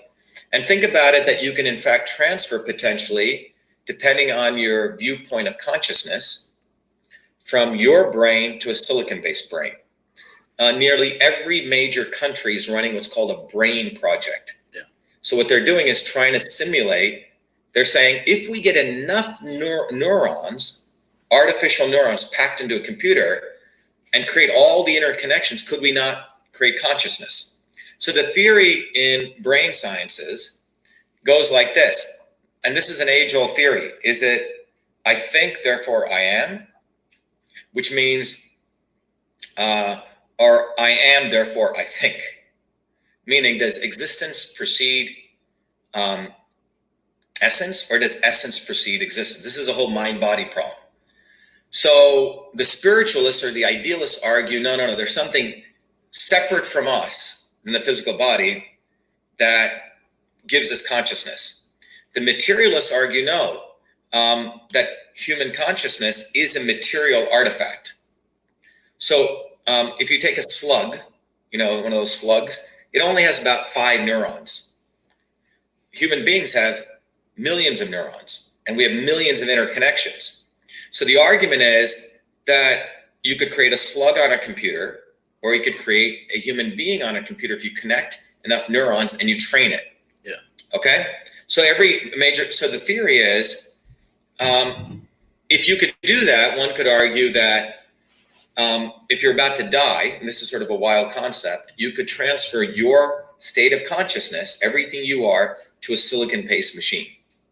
That's if you're a materialist and if you think that the consciousness Yes. is part of Right. Your brain. So this is going to be the But that's not necessarily the case, right? That's what well, we don't know. We don't know. So here's, in 1994 when I was working on EchoMail, I still do a lot of meditation, and I'm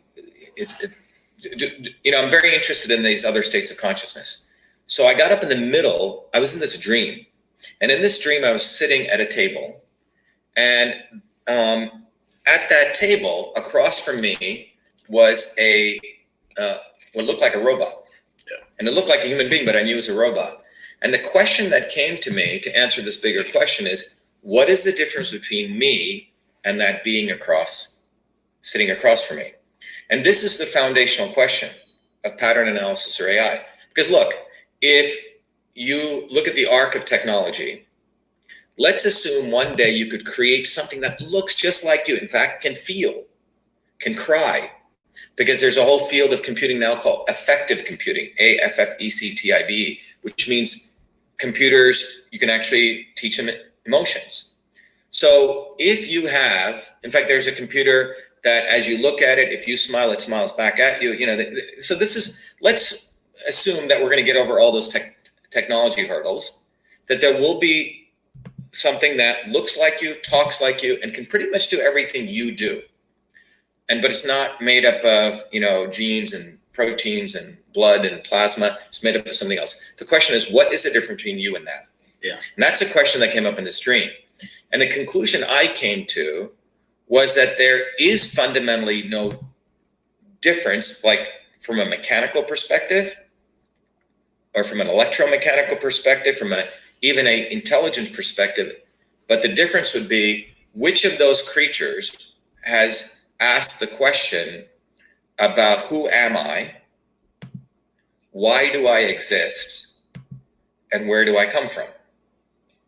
And that is what I believe makes us human. So I would argue that you could have machines which may be more human than what we call humans today.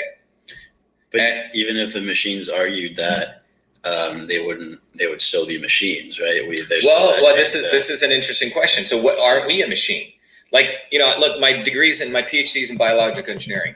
And at some point we'll do a podcast on when you actually look through a microscope and you look at what we're discovering in biology, man, and you look at a piece of DNA and how that DNA physically opens up, it sends out a piece of messenger RNA to the ribosome, and that ribosome, like a little punch thing, makes, proteins. It's a freaking factory. And you look at that and you see this is pretty amazing. That we actually are a machine, a molecular, going down to the molecular level. So how did we get here? I mean, we can have arguments, but let's take this argument from a natural law perspective that nature is this amazing engineer. You can call nature God, you can assign it whatever spiritual or non-spiritual value you want. But nature, in a creative way, like an engineer, has been testing and testing and testing. It's been doing its own pattern analysis, throwing away stuff, keeping stuff. And it's created this thing we call the human being, which is made up of carbon and phosphorus and the different elements. But if you go at it, man, it's a pretty amazing, finely tuned machine. Yeah. And this machine has the ability to extract features. It has the ability to cluster. It has the ability to learn. So the argument is, if you one day had Marcelo or Richard replicated with everything you can do in another machine, what is it between you and that machine? Is there a difference? And I would argue, based on going back to our second podcast, what is a system? Are you an intelligent system or are you an open system? An intelligent system takes an input and gives an output. An intelligent system has a goal. It has a mission. And it is engaging in the world through some goal to correct itself, make constant changes in the face of disturbances and a struggle to achieve that goal. So I argue that intelligence is having a goal and working towards a journey of achieving that goal through struggle, through disturbances. That's a systems perspective. I would argue that anything is not human and is artificial, that just takes an input and spits out an output. So think about a number of humans, quote unquote humans, who think, quote unquote think, who, if they're watching Fox News or CNN, based on what they get, then they go pull the lever for Republican or Democrat. Just think about that. They get an input, they go do an output. Input, output. And how many of those human beings are setting a goal for themselves? I want to be a free human being. I want truth, freedom, and health. That's my goal. And I'm going to find that in the midst of all the noise and the disturbance. I'm going to take actions to find that for me. So they set a goal. I want truth, or I want freedom, or I want health. And I'm going to take the output of that, what I see in the world, and I'm going to engage in that to interact with the world to get that for me. And then another set of human beings get an input and an output. So I would argue that it doesn't matter where that consciousness resides. It could be in a carbon-based creature or a silicon-based creature. The issue is, what is that ability of that thing to go down that path? And I would argue that we already have AI, to me, AI is that ability to just take an input, give an output, input, give an output. What I'm stuck at, though, is like, if we do create conscious creatures, how do we know if they're actually conscious? Right. And like, right. So I think there's going to be a sharp difference between humans and robots that we think are conscious. Right. I think there's a lot.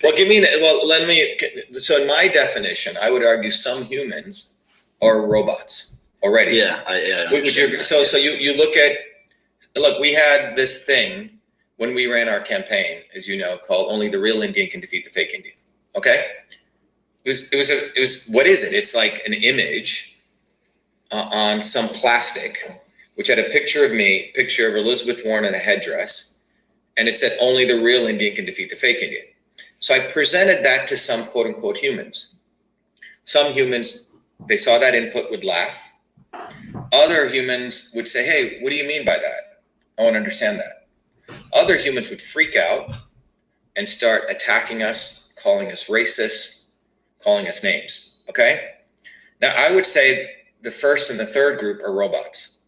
The second group who wanted to understand that is a human being. So you follow what I'm saying? Yeah. Input, output. So the input comes in. They already have certain transport, conversion, and storage in them, storage of memories, and it's like a reaction. It's no different than a slug. When I poke it in one way, it goes this way. When I poke it in another way, it goes this way. Yeah. And so my argument is that the notion of an input coming in, you process, and an output, that's not a human being. Remember, we called that an open system. A human being, or whatever you want to call human-like intelligence, is something that has a goal in mind. And I would argue the level of consciousness is a refinement of that goal. Right? Yeah. So you could call it enlightened, from the concept of self-actualization. An enlightened human being, his goal is not just to get food or sex or own a piece of land or, make money. Yeah. So so like, in other words, they're not that like conditioned or brainwashed by the system. Well, so here's an interesting thing is they actually questioning where their goals even come from. Yeah. So this gets into where do the things that I want. So we talked about an open system, input output. I would say that's the dumbest form of a human, or that's a robot.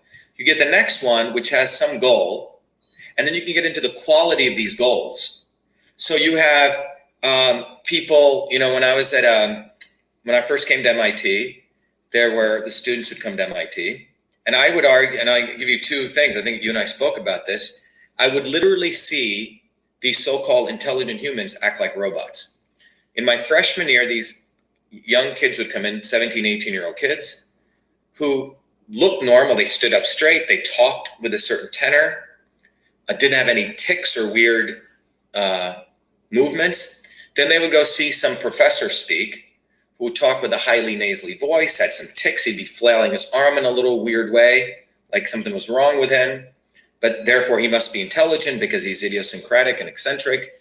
And I swear to God, these students would start behaving like that professor. Yeah, I remember. And speak with a nasally voice like this and flail their hands and use their same vocabulary, right? Yeah. You saw this. I'm telling you, Yeah. You saw these people start emulating another creature to be accepted into this framework of now you were an intelligent nerd.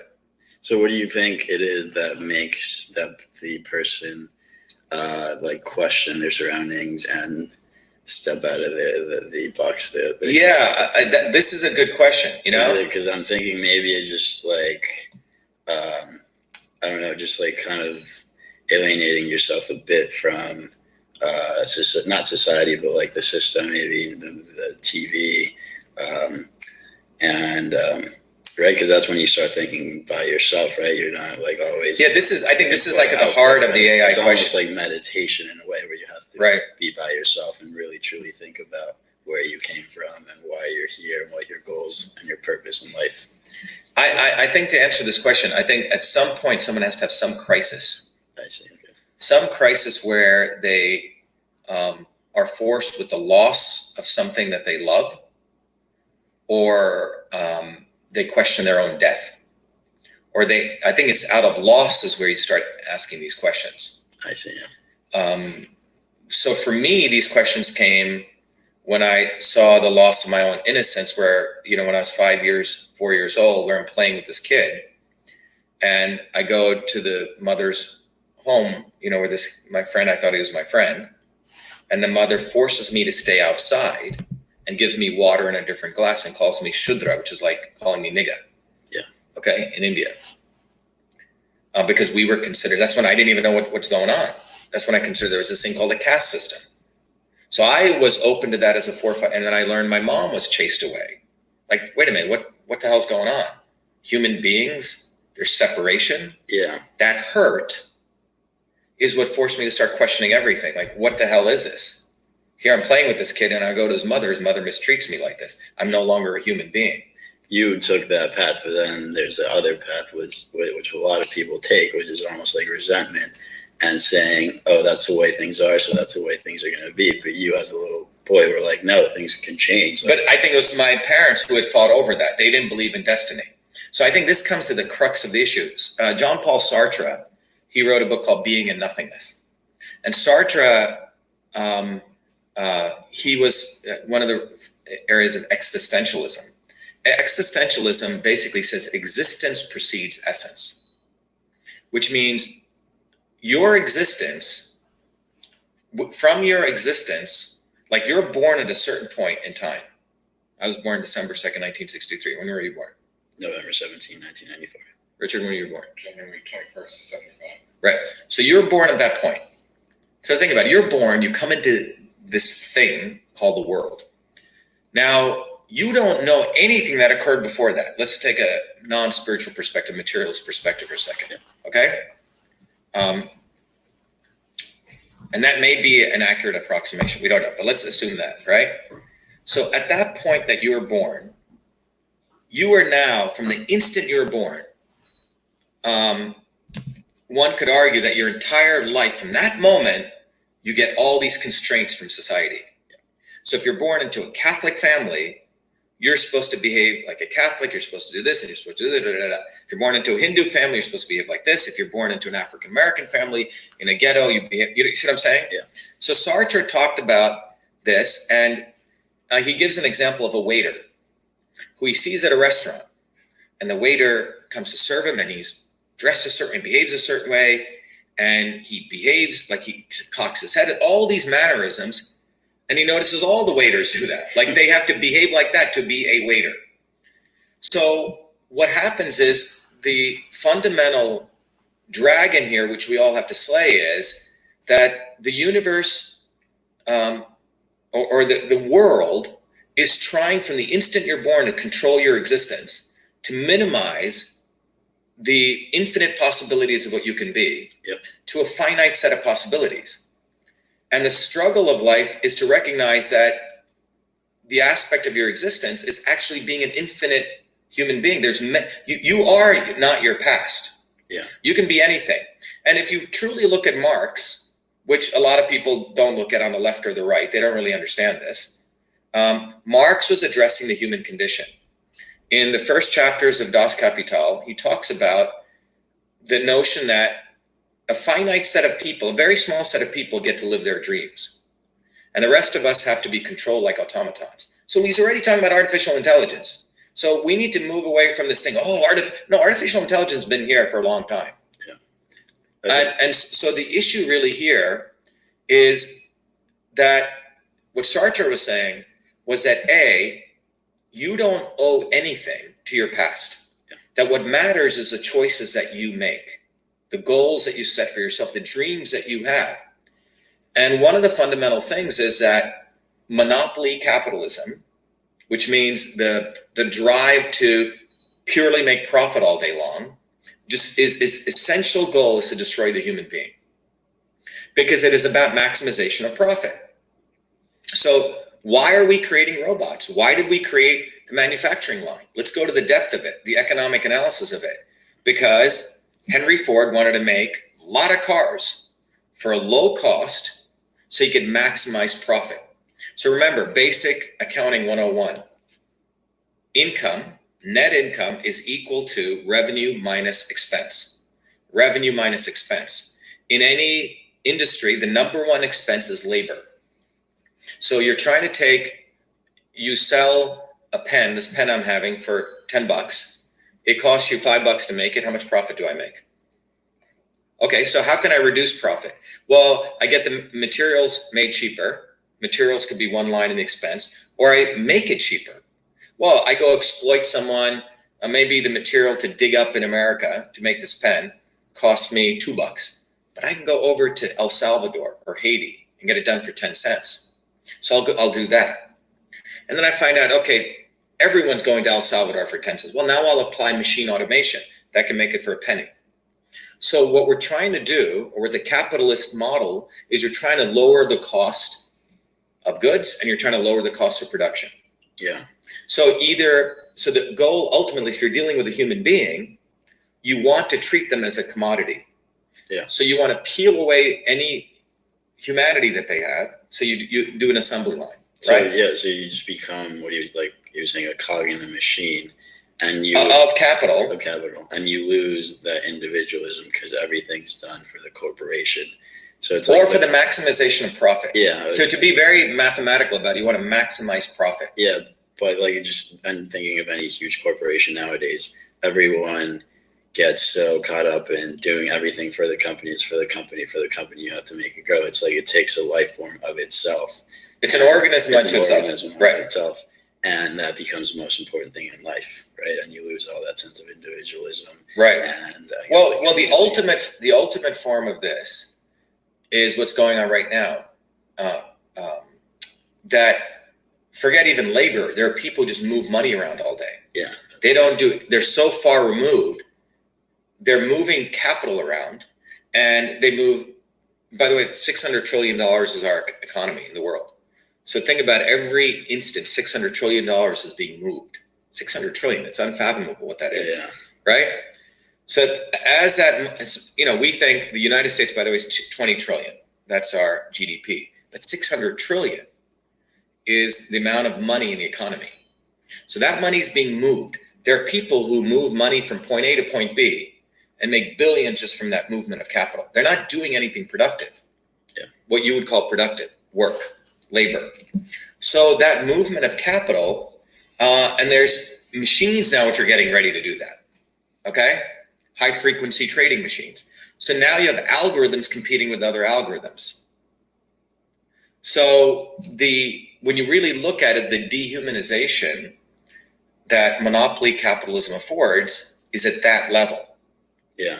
And so talking about what makes us human, and relating that to AI, do you think we've gotten more conscious because of the internet and all this information that we're constantly exposed to, or do you think we've kind of dumbed down, and because everyone's so caught up in their phones, do you think we're more outputs than ever?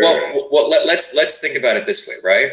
If you go back to what I just said about what is the focus of monopoly capitalism, and let's talk about the notion of this machinery that's being created, okay? So in my book, The Future of Email, I try to teach people that there's two principles: control and observability. Controllability and observability. Just think about those two words. So the machine wants to be able to observe you at all times and be able to control your actions because it has its goal. Okay? So the few who, I don't want to get into a conspiracy theory, but just think about the maximization of profit, right? So think about Edward Bernays, a guy who's known as a modern guy of advertising, okay? The entire goal of advertising is to sell you something as fast as possible. And so what they want to do is to identify groups of people who you can sell stuff to, and then control their behavior so they'll eventually, through a series of interactions, buy something. Okay? So in order to do that, you need to observe, get lots of data, and then at certain points, you need to control their behavior so they'll eventually go to, in the case of Edward Bernays, the guy who started doing some of the early cigarette advertising, drive you to go and buy a cigarette. So some of their earliest ads they understood, wow, the women's movement is coming. Let's have women look strong, and smoking cigarettes. Okay? We will take advantage of this movement of the growing independence of women, because they observe that, and move them towards buying a cigarette, showing smoking a cigarette makes you independent. So the ability to do associative memory like that, juxtapose two things to go to a particular goal. So observability and controllability. So those in power want to be able, through as many sensors as we talked about, get lots of data. So how did they get data before the internet came? Well, they did surveys. They call up people, right? They get survey data, put it into a database and say, oh, these people over in Massachusetts like lobster, okay? They try to put lobster ads, right? Oh, these people down in Florida, sunny environment, they like suntan lotion. It's pretty easy, right? We'll market suntan lotion to them. Well, now it's more sophisticated. Now on the internet, with social media, they can watch every click you do, everything you're viewing, where you're scrolling, etc. So now every one of us, in some database there is an email address of you, some identifier, and they're collecting oodles of information about your behavior, right? And from that input, they're extracting feature extraction. They're doing clustering. Oh, Marcella Guadiana, student, right? Likes journalism, libertarian. Richard Giorgio, Cambridge resident, independent thinking, right? So they're clustering you and they watch your behavior. Yeah. So now they have you categorized, which is clusters. The next step is controllability. Okay, when Richard is doing this activity, for example, on this website at this point, I'm going to hit him with a particular message.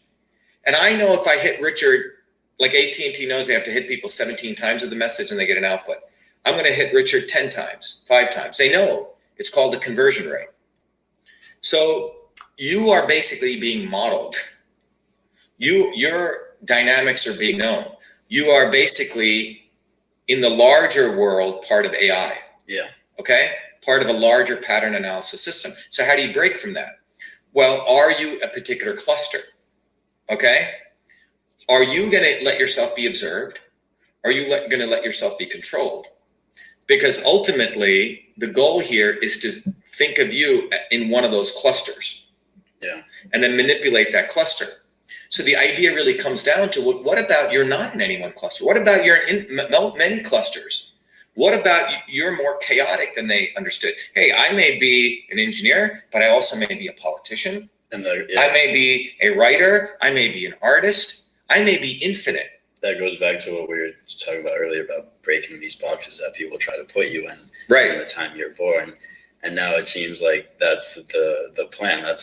The idea is what you just said, to put you into a cluster. It's that middle box I talked about. But now they have to do it to maximize profit. Exactly. So it's like now it's gotten way worse than Right. to answer my question, right? Because it's gotten way worse. And what we thought the internet was a liberating medium could actually be a vehicle now to even centralize power even faster.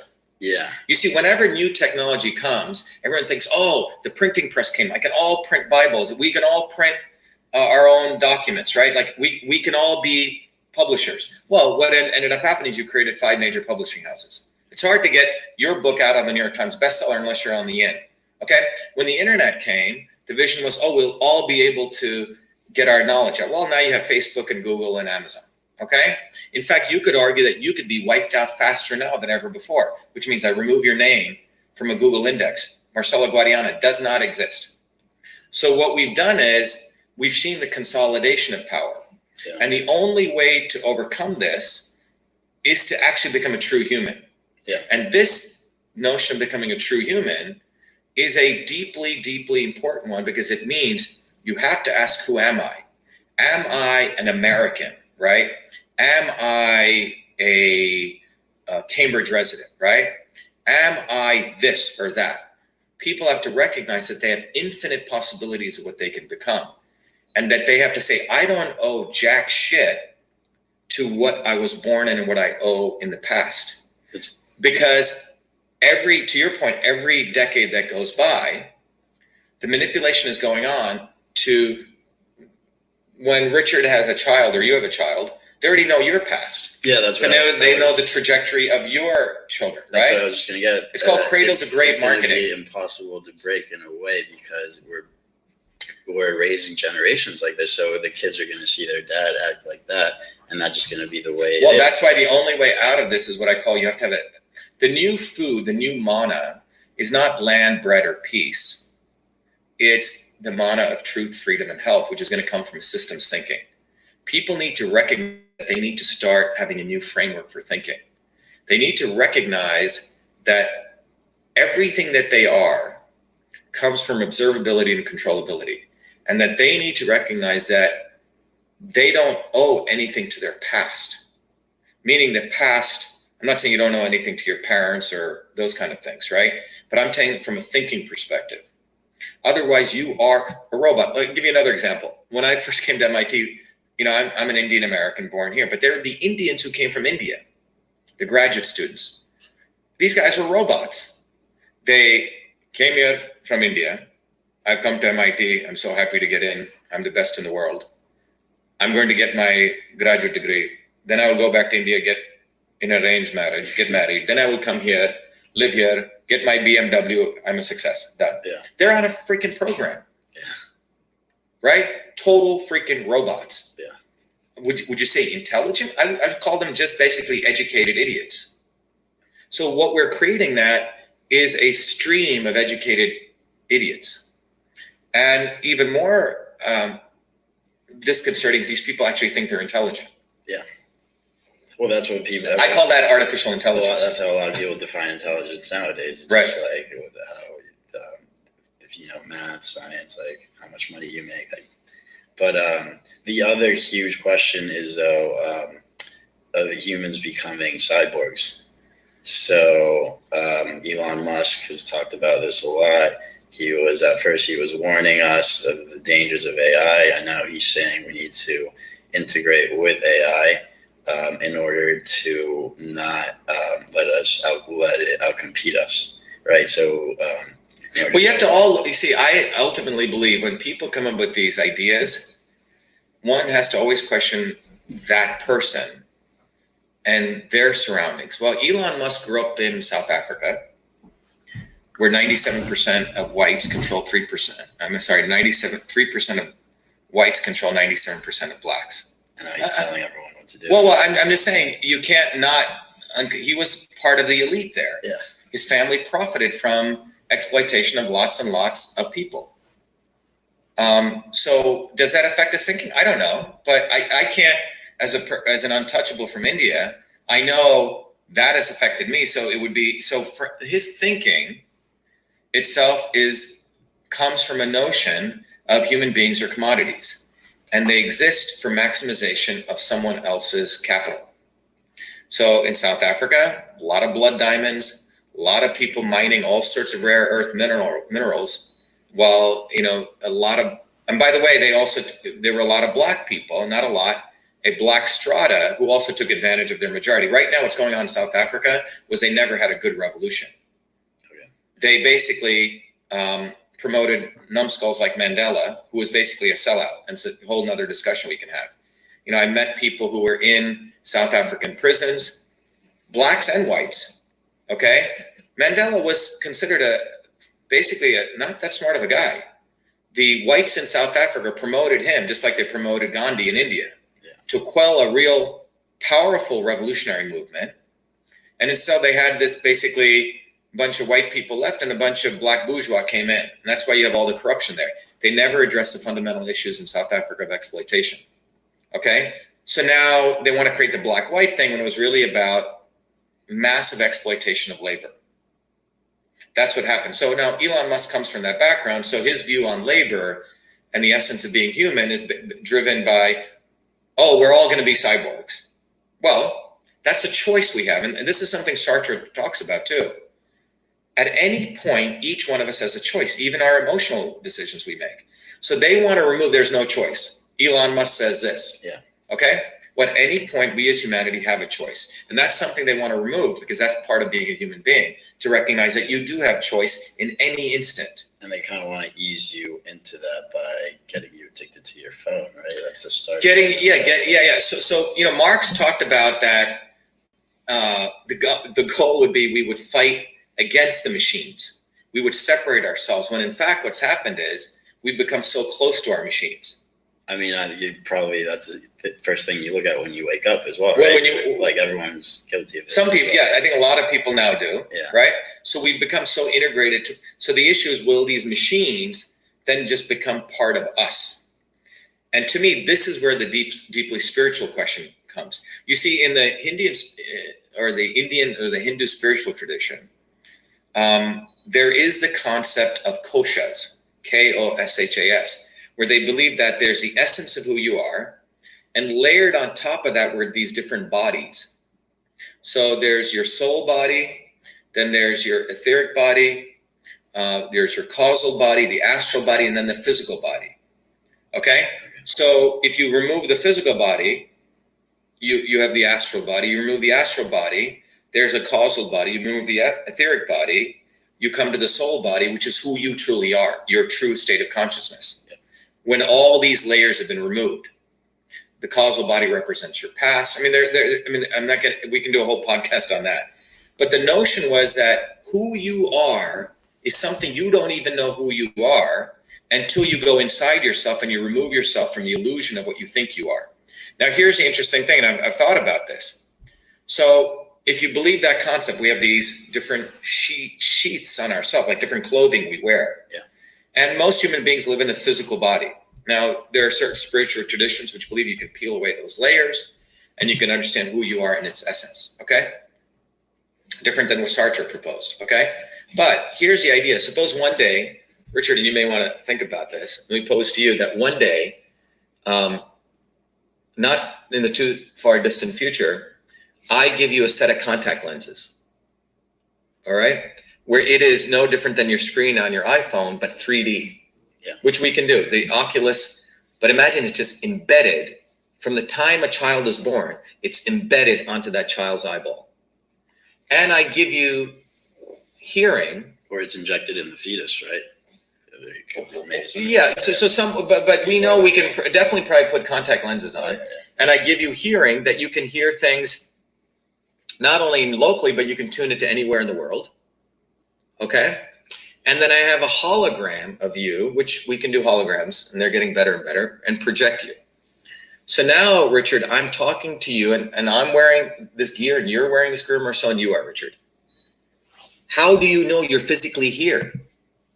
And let's say you grew up with this year over year over year, generation over generation, and this became the norm. Just like the internet is going to fade into the background, this too would fade. You'd forget about it. Yeah. This would become... I could be a million years or a million light years away, but this room would feel real because, by the way, they have haptic sensors where I can feel physical things. So you and I would be in this room.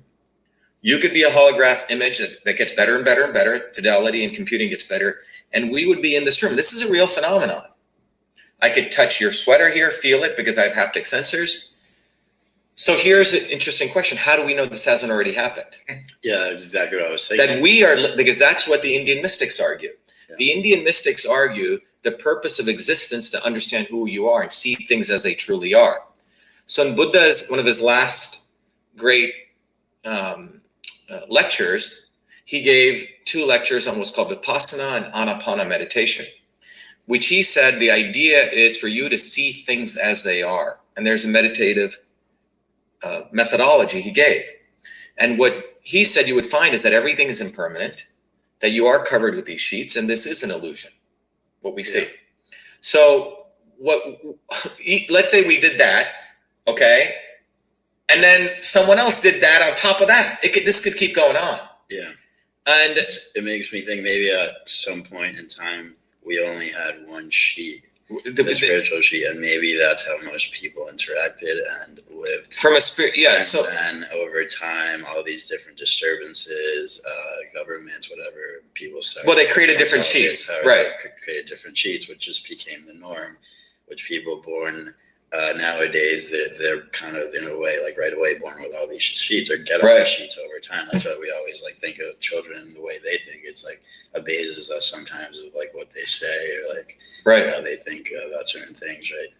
Yeah, so ultimately, that's what this is about. The people who are writing a lot of stuff about AI, a lot of these people don't even know what AI is. I think in this podcast, you guys have really learned that it's basically statistics and it's trying to take at a mechanical perspective. The other piece of AI here that needs to be understood is that it is really an opportunity to ask this deeper question as we're doing right here. What does it mean to be a human being? And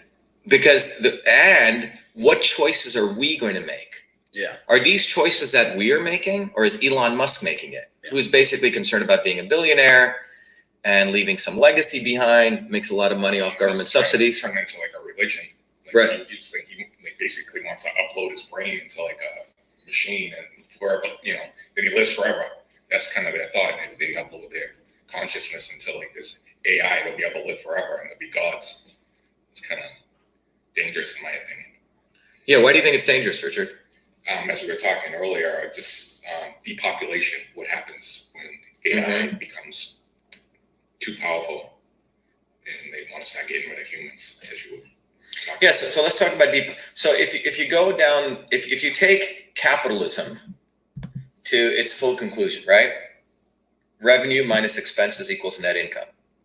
Okay, so let's say we're in this phase 1 of AI deployment.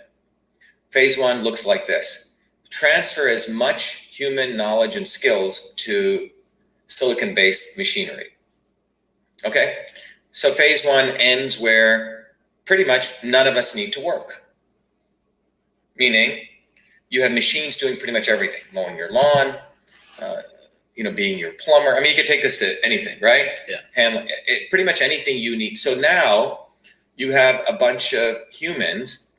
By the way, we have 3 economies right now. We have 1/3 of people in the United States do not work at all. They don't work. Another third live in the gig economy, which is they do a gig, contractors like an Uber driver. And the third actually still does work, professionals. Yeah. And those 3 economies are separating at light speed, by the way. So AI would support definitely more and more people would not need to work. I mean, you could outsource a teacher. You could start outsourcing a lot of stuff. So you could then argue in phase 2 of this world of AI, in a reason, if it was a quote unquote good model, you work maybe 1 day in a week to do creative stuff or something that society needs. Okay. And the other 6 days you get to hang out and just be creative. Because the only people needed would be the people working in AI and making the AI better and that kind of, and eventually AI would itself manage its AI. So you'd have machines managing machines. So but somewhere, let's say that happens, right? Now, those in power who actually own all of this machinery to do the AI are going to say, shit, why do I need all these human beings who are just like not doing anything?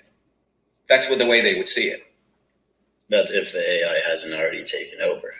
Well, yeah, right. Or if the AI hasn't taken over, or to your point, those people become part of AI because they become cyborgs, right? Yeah. So they become machine-like.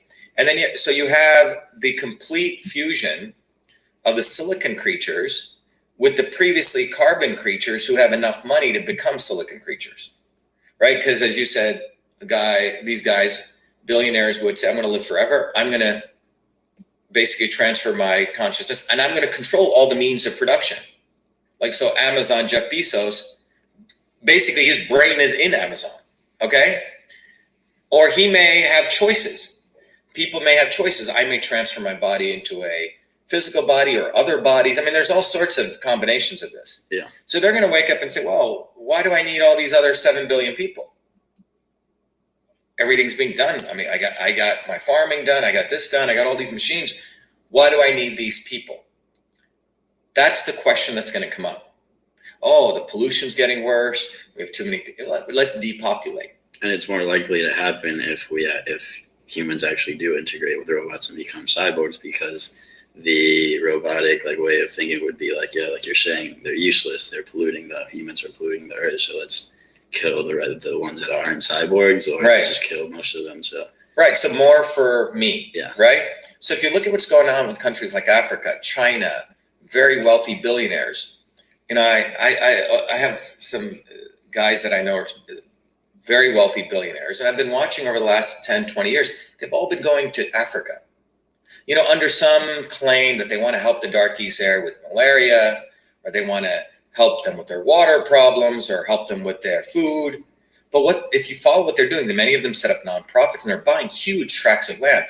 Resources. Yeah, so Africa is like the next big wilderness. Yeah. For them to own for themselves and their kids. Yeah, and they know that. Yeah. And they know that.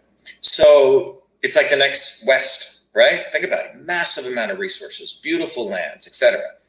So you have to really start wondering what these people's goal is. What is their intelligence? Where do they want to take this? And I think the purpose of this podcast is to really start empowering you to realize that at any point we as humans have choice. We can choose what technologies we want to implement, what technologies we don't want to. And the military industrial academic complex works together for its own existence. So military towards, and we call the industrial complex, is these massive high-tech companies, and academia.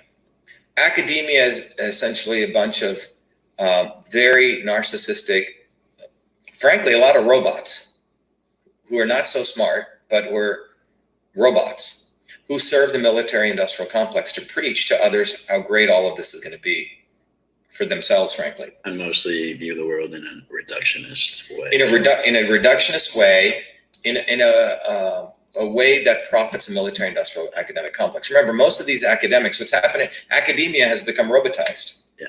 The old days of academia giving tenure was that it would be a place for free speech and you'd get to talk a lot of stuff. But now, in the 7 years from the time you've become wanting to be an academic, they get rid of all the riffraff. They get rid of all the rabble-rouse, and we end up with a bunch of robots in academia itself. So we're basically creating robots. So I think that's what we really want to really leave with is you, the future of you, depends on the choice and recognizing that you have choice. You know, what choices you make for you. And ensuring that at any point, are you getting more truth? Are you getting more freedom? Are you getting access to control your own health? And if those three questions are no, you're heading towards to this world of massive exploitation. It almost seems like if the whole system's going down that path, I mean, maybe you could change it for your family, but for humanity, can you change it? Because, I mean, going back to modifying your kid, it seems like all parents are going to want to do that.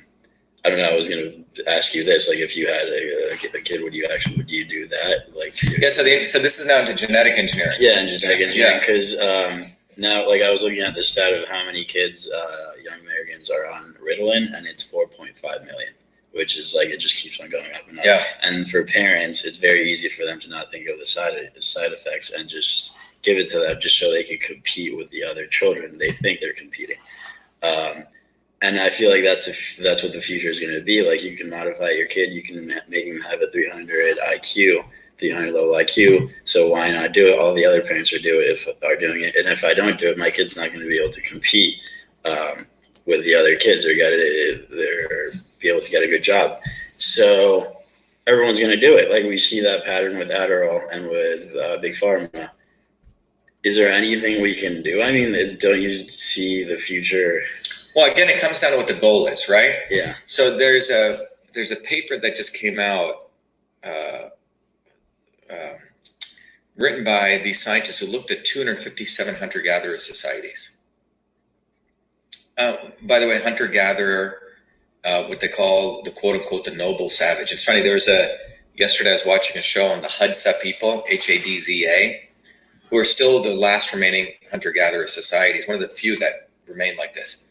And they had all these people from these elite institutions go study. It was hilarious to watch because these people are just looking at them thinking they're a bunch of idiots. And the way these people are talking about them in the documentary makes them look like a bunch of morons.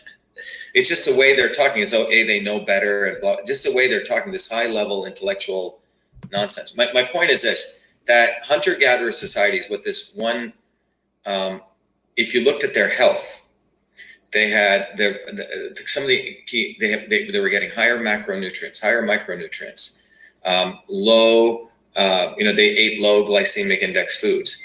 They had a higher base, alkaline base. Their bodies were more alkaline. I mean, you go down. It was a multi-system model of health, none of which we follow right now. So we have moved the whole area of health into manufactured products, the stuff that we put in your mouth. They ate very little salt, right? It's a completely different world. And all this came from the time when we moved away from a hunter-gatherer model, when we employed technology to domesticate animals, and we created this. They lived a very rough life, probably, but they had community. They had other things that we don't potentially have now. They could have been happier in general. They could have been happier. So the issue is, what is the goal? Yeah. Is the goal maximization of profit, or is the goal maximization of something else you call happiness? Yeah. Okay? So what are we trying to maximize? So that's really the fundamental question. And that's the struggle you have with technology and the medical field, right? Is like trying to actually help people and not get caught up in just trying to make profit. Right. So what I'm saying is, so this leads to the farther question: is we think human beings know everything. So this comes down to this thing of the concept of, as we talked about in the last podcast, the concept of a human-centric worldview. So we have this notion that we know everything, that, or maybe, forget even getting into the spiritual thing, just from the mass of the universe, how big it is, how billions of years or trillions let's say billions, right? Our existence is like a little, small, probably, a single frame in a movie that goes on for millions of years. Yeah.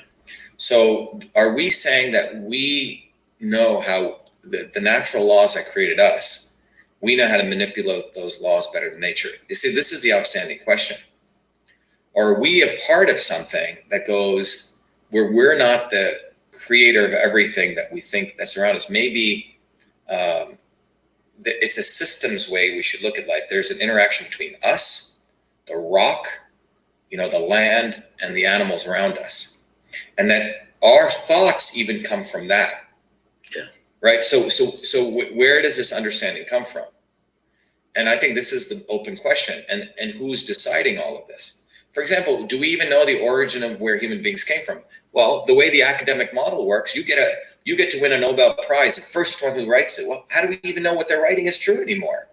Yeah. Because if the motivation is to get federal funding and you get more grants, how do we even know their ideas of what they're writing is even true?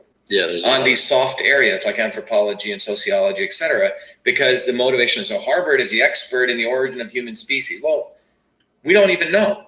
There's a lot of evidence that says there's like lost civilizations, and that civilizations have come and but gone. Immediately, people try to discredit the academics, like get really mad when you bring that up. Right. That maybe human existence, like everything else itself, is a cycle. Yeah. Maybe humans existed, we hit a peak point, we destroyed ourselves, and we went back, and this has been going on. It's not a exponential curve that just keeps, like this guy Ray, one of the guys who's a Google CTO, says, we're going to hit synchronicity, and Ray Kurzweil. Yeah, Ray Kurzweil. So this is a very human-centric concept, that we will keep growing and growing and growing and expanding. Well, maybe there's a limit at a point where we destroy ourselves. And this is some scientists, that maybe the human brain is itself too clever for itself. That maybe the real cleverness comes in saying, we shouldn't go beyond that. Yeah. We should not develop those things. Maybe that's the real intelligence. And the ones that keep developing and growing, they do something that's against nature, natural law, and they just destroy themselves. And they just keeps going in the cycle. Maybe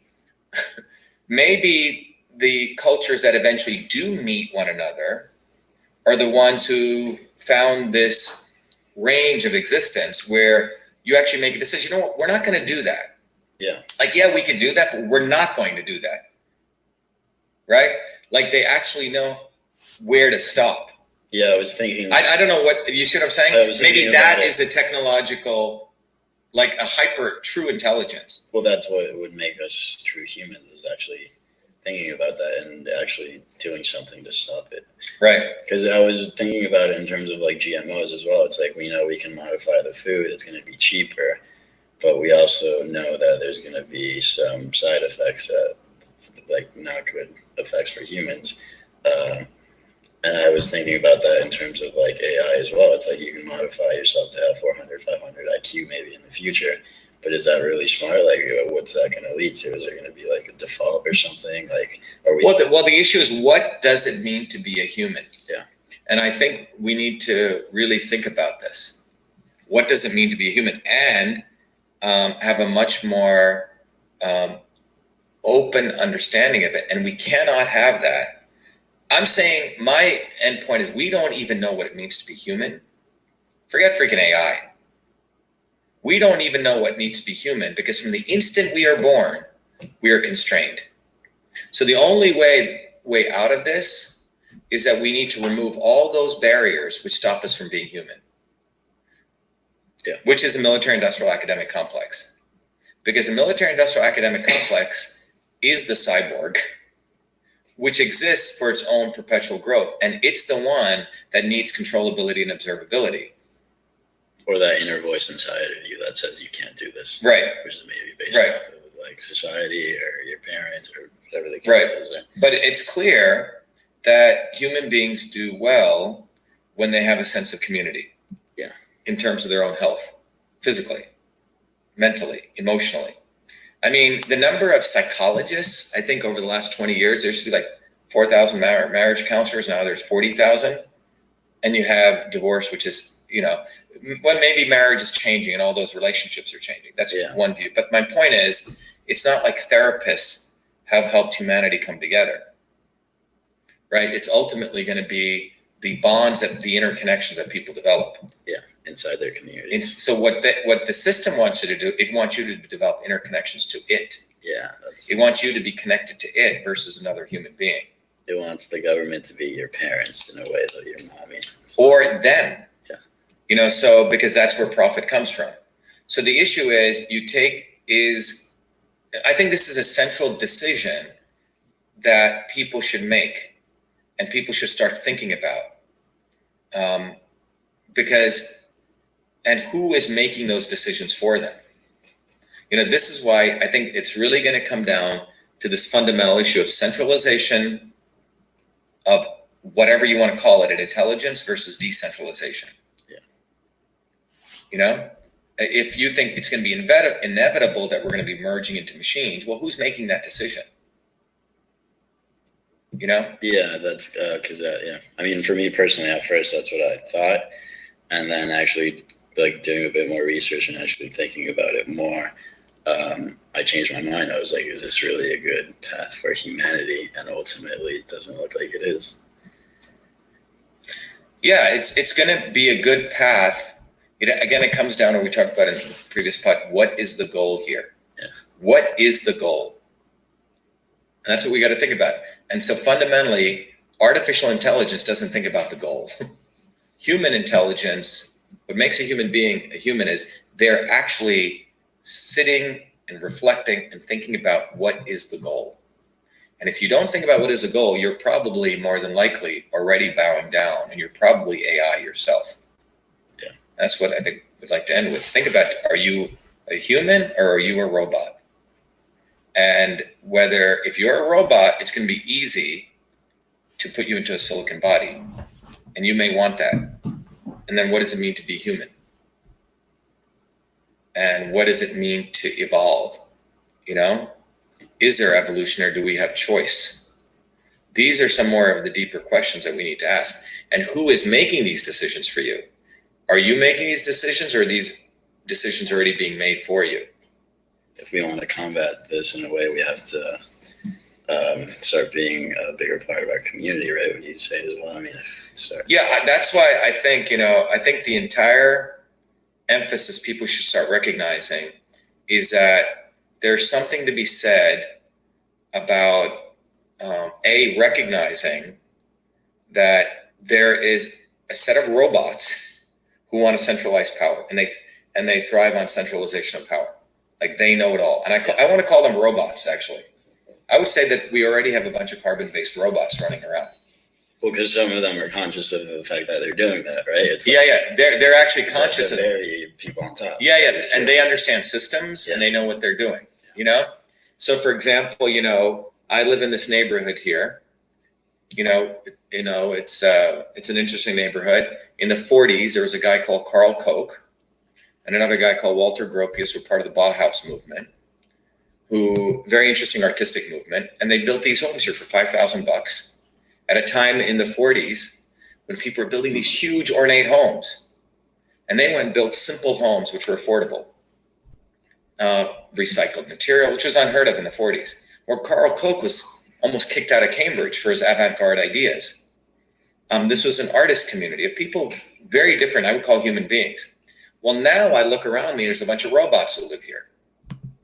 You have one guy down there who's an MIT professor who's a robot, another MIT professor over here, a robot. You know, a guy who's a hedge fund manager over there is another robot. Another guy next door who's a robot who just lives off his family money. You know, a bunch of robots live around me. And it gets interesting when I put my sign down at the bottom of my hill, which said Shiva for Senate, right? One of the robots came to my door and he said, I didn't even want to talk to him because I knew why he was coming. Well, several years he's put up another robot sign. There was a Democrat who ran. I was running as an independent. And he called up all the other robots to try to convince them my sign should get taken down. And we didn't even have real Indian, fake Indian. Now, why was that? Because the concept, I was a new guy. Maybe it's an Indian guy, dark-skinned Indian guy. I'm the only darkie up here who's running. I'm running as an independent. I'm attacking their friend, Elizabeth Warren. All of these didn't compute for them. I think the very thing is you're not in a box. I'm not in a box, right? And my point is that I would argue that we already live in a world of AI. And so it is going to come to a battle of machines versus robots. And we're already seeing that. A set of robots who say, I'm left, you're right. Yeah. I'm this or that. And I think the real question is, or the real insight I think that we can leave this podcast with is, we already live in artificial intelligence. People who are simply taking an input and putting out an output. I'm a Democrat. Elizabeth Warren is for the common man, right? Donald Trump is a racist. Whatever you want to go down, whatever the flavor of the month is, right? The Republicans are like this. Democrats are like this, right? Splitting people up into little buckets, right? And that segregation of people, if you're an engineer, you must be like this. If you're a journalist, you must be like this. Separating people out and then controlling them. And I would argue that the real issue is people want centralization of power, want decentralization. More fundamentally, the people are human fighting robots. Yeah. People are thinking input, output. I think that's really the bottom line. It is, yeah. And we can change it. That's another key We thing. can change it. It's not too late. By breaking from that, by saying, you know what? I'm not going to listen to 30-second ads on TV anymore. Exactly. I'm not going to vote for a Democrat or Republican. Vote for this two-party system. That's part of becoming a human being. I purposely stopped watching commercials years back. Right. I would just tune out or turn it off completely, and then when the show came back on, I would turn it out. Right. The show. I am going to, on my own, trying to understand how systems work. Yeah. I am not going to listen to left or right. I think this is probably the biggest thing this is a decision. Look, one of the biggest things we have in human history right now that never existed before is human suffrage. Nearly everyone in the world can vote now. Now, I'm not saying who you can vote for is good, but there was a time when we were just slaves. There was a time when we were serfs. Yeah. But this has occurred, and this is an interesting opportunity. Yeah, it really is. Right. So those in power, they go one step forward and they try to put us 2 steps back. So they created a two-party system to try to force us back into the machine. And one of the most important things people can do is to recognize that they don't owe anything to this two-party system, that they need to move beyond left or right. And to recognize that we've been given an amazing opportunity to actually choose how we want to live our lives. Exactly. It's this time period when we have the freedom to go on the internet to think by ourselves. We're not slaves anymore, but we're still coming into this time of age where everyone's addicted to their phones, and it seems like people are becoming more slaves by and maybe by being addicted to their phones and maybe becoming cyborgs. So we should make AI a servant to us, which means the robots, human or other, quote unquote, in carbon form, should be servants to humanity. Yeah. So, for example, you can argue that technology. So, for example, we got rid of travel agents per se, right? But now if you were a travel agent before, now you can go do things online. Well, maybe you could be a real travel agent, like really recommend to people what's healthy for them, where they should vacation. You see what I'm saying? Like be a true advisor. One of my good friends at IBM had an interesting insight. He said there will be 2 waves of the internet. The first wave would be everything would get automated. But he goes, the second wave is going to be more interesting, where people want full service, which means humanity. Yeah. So that's the wave we could choose. Look, everything can get automated. So fine, that's great. But now the second wave could be, how do you use technology to bring out your humanity? Yeah, that's it. Yeah. Right? So you could say, look, wow, I got all this time. I can find all these amazing places on the internet to travel to. But what do I really want to do? Yeah. Where do I really want to go? Right? And same way, hey, wow, I could learn a lot of skills now. Hey, I want to learn pottery. I want to learn programming.